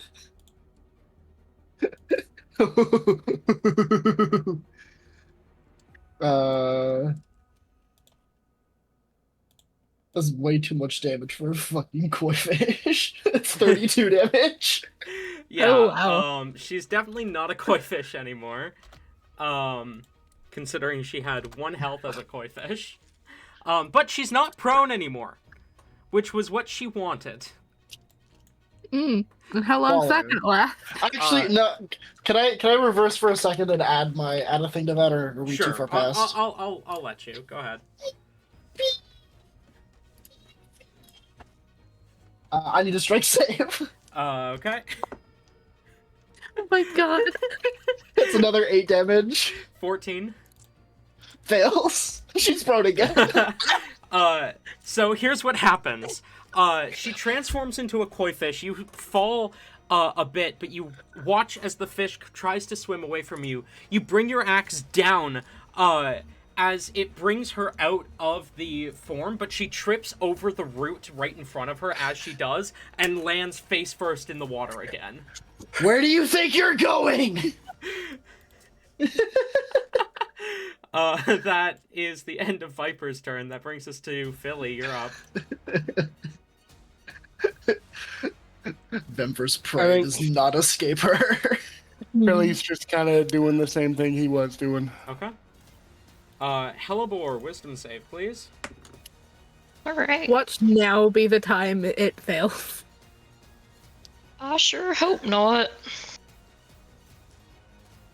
I rolled pretty good. 26. 27. No. God damn it! No, I didn't mean to do As that. Sorry. as the wild-shaped Hellebore's eyes shift to Hyacinth, and Ghostly is going to move forward and using your scythe. I believe you and her have the same wisdom modifier. Yeah. So could you just go ahead and make an attack against Hyacinth for me? Will do. No. 22. 22 hits. Could you go ahead and roll damage against Hyacinth for me? I do need you to differentiate between damage types. He is resistant to necrotic. Okay. 15 magical slashing. And 5 necrotic. And Not halved. okay, so that would be halved to 2. As Hyacinth kind of pants from having claimed the life of Hawthorne, he glances up at the last second as your scythe comes down on him. Whoa, Hellebore! As it slashes across his chest. Go ahead and make a second attack against him, because you have 2, right? Indeed. Yeah. That's a natural 20. Oh no! Roll damage, Yikes. please. Don't kill him. She doesn't really have much of a choice, I don't think. Don't kill him. Again, he does have resistance to necrotic, so 24 magical piercing. okay. Hey, he's at 69. Nice. Ooh. Baller. My fucking goat right there. I didn't realize you were chill like that, Hyacinth. And halved, it'll be 10 necrotic. Okay, he's no longer at 69. Nah, fucking loser. Get out of here. That brings us to Rain. Hellebore just attacked Hyacinth. Making noises of Yeah. confusion. Yeah. This is a problem. Can't let my boy die like that. Can't let him go down. So give me a moment. And there is a malice in those eyes that you've only seen Hellebore direct at her worst enemies. We like him or not now? What is going on? Use some type of roll to see, because surely there's a difference in form. Yeah. Hellebore has That's true. Oh. Yeah, Rain. Rain was gonna attack Hellebore in this form. Rain, can you roll an insight check for me? Gladly. 15? 15. Yeah, no, the form is way off.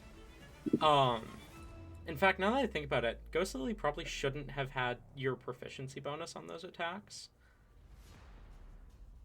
Yeah. The form is way off. This is clearly not Hellebore. Hellebore's swings are practiced. These are wild. Like, you've just given a child a sword, and that child has some fucking vendetta against whoever the hell they're swinging at. All right. Rain is going to stab with the flame tongue Okay. at At Ghost Lily. Hellebore. Yeah. Roll to hit. Fuck. Hold on. No, don't say anything. Don't say anything. Wait. I would like to re-roll this dice Okay. with 1 charge. Okay. Wait, So, Tabitha, Tabby? how many rolls are left? It's hard to tell when I'm muted or not. You're good. Can you hear me? Yes. That'll be Uh, 22. 1 charge, we'll have 3 left after you use this. Okay. 22 to hit. Hellebore, does that hit? Yeah, definitely. Okay. Good. You're gonna do 6 piercing damage.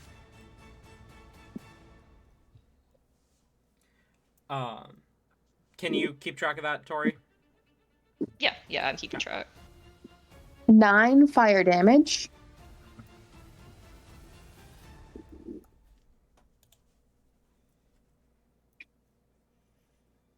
And let me think.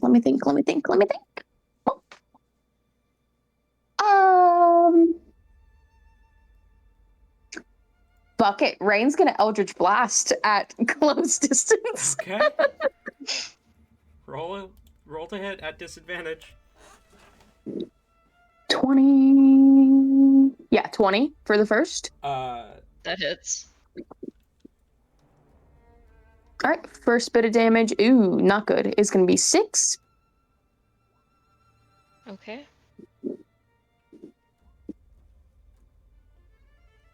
Does a 15 hit? It does not. Ooh, okay.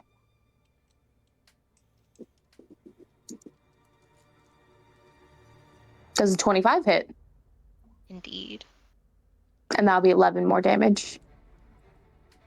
Oof, she is getting close to being out, but she ain't yet. And as Rain launches this barrage of attacks at Ghost Lily, he will step forward and just say, "Leave him alone." And oh, go ahead. Nope. I'm debating. No. We should still save it. That will be Rain's turn for now. Okay. I don't think the 4 damage took. It did not. Let me fix that on the sheet. Hellebore. Or what the fuck? No, Div. I think we're mixing up a couple people there. Div, you're up. Yeah.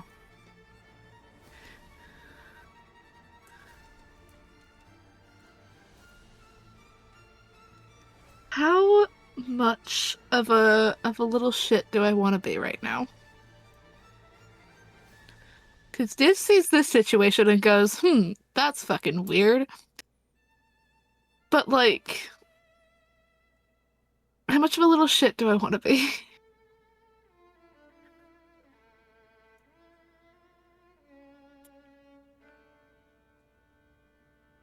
Yes.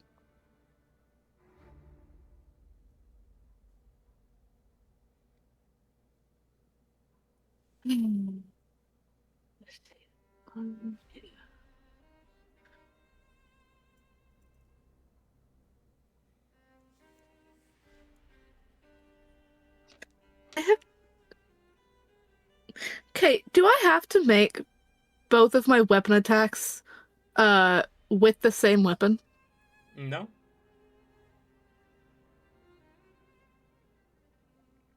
You could make an attack, then use a different weapon for your second. Okay. Is there enough room for me to get... No, there isn't. The div would fall, so I can't do that.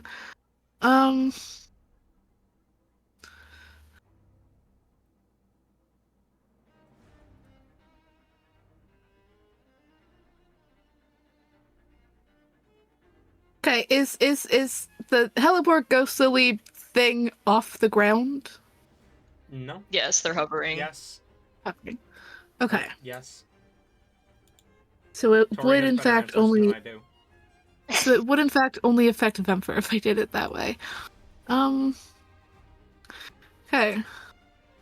Well, first things first, we're gonna not do that. We're going to move to here. And that's still... Yeah, okay, cool. We're going to... This is where it gets kind of silly. We're going to use the lightning launcher at Viper, and I know that's a disadvantage. But it would still be funny. Roll that.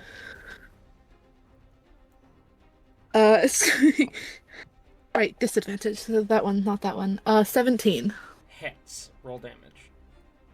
Yay, and that is with Unfortunately, the buff I'm gonna get from the no, I already used my reaction. I can't. Never mind. I don't know if you. Depends on how much in the water she is. If T is gonna do She I thought you said the. you're shooting it at me. No, I'm shooting it at Viper. Oh, I heard Vemfer. Sorry, the names are too similar. My bad. How dare you steal this kill from me? I'm pissed. Here's the thing. I don't know if I'm going to. She has like 4 health. Yeah. she can Human. survive. Okay. She has enough that she might survive, but she definitely can also not. Fuming over here. How dare you? I'm not actually that mad. How dare you? So that's gonna be a total, including the second d6. That's gonna be a total of 6 damage. Okay, she survives. Yes. Fucking rude. And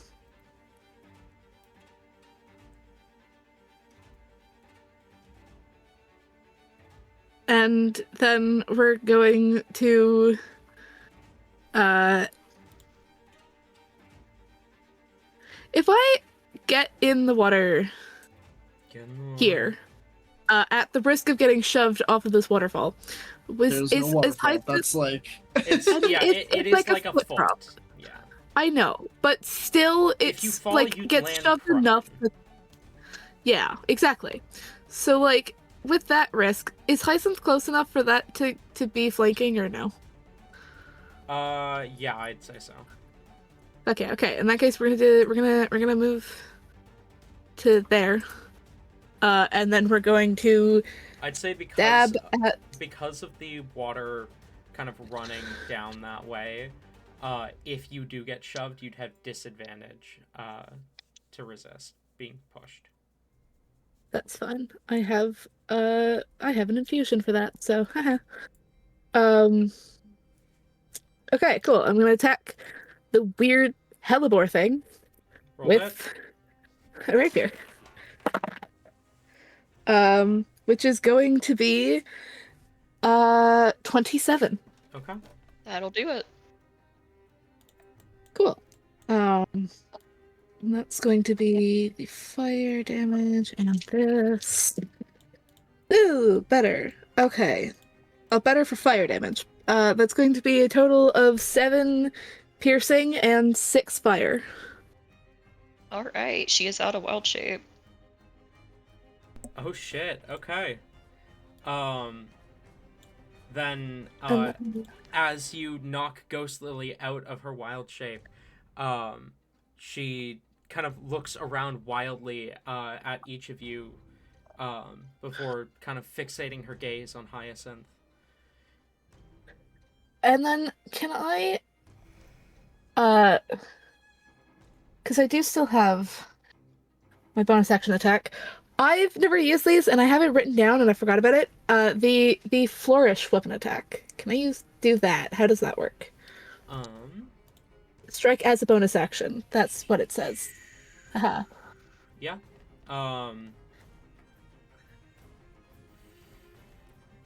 Where the fuck is it on here? Flourish. Strikes as a bonus action, deals a d4 of non-lethal weapon damage. On hit, the target must succeed a dex save or become off balance for 2 turns. An off balance creature has disadvantage on dex saves and skill checks made to resist being shoved. Yeah. Okay. So I'm gonna do that.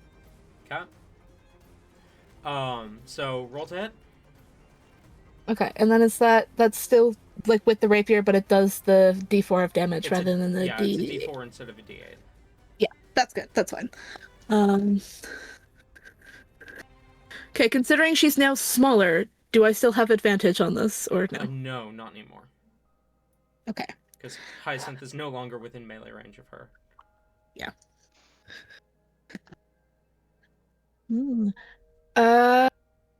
18.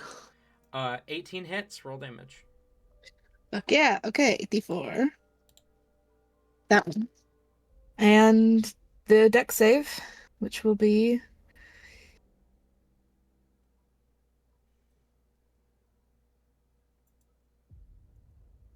Well, first she takes 4 points of damage, unless it's plus something. 4 It's not. points, damage. And then I need the dex save. Dexterity saving throw from her is going to be a 20. Goddamn. Yeah, okay, that sucks. Okay. Yeah, I guess we're gonna be the closest one to her unless she wants to move. Okay. End of your turn. She does have legendary actions. Ew. As she her voice kind of echoes as she says, "You will regret this, Hyacinth, because I see what you're trying to do. You won't get this." As she is going to use her legendary action, targeting a willing creature, to disintegrate her soul.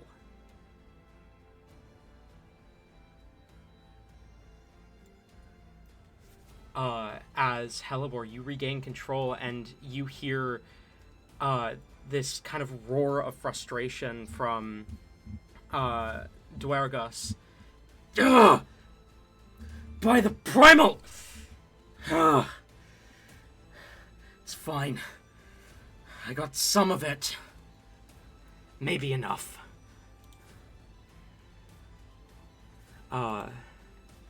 And she is gone. Vemfer, you're up. Don't bother. I'm gonna hit that bitch. Okay, roll to hit.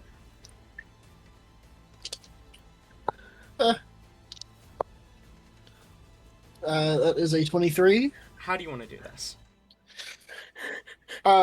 So Vemfer just kind of like walks up beside her, puts a foot on her back, lifts the axe up, like, "Thank you for struggling," and then brings the axe down and splits her skull through the middle, and then rips it out. It just turns ready to keep going. As you turn, Helibor,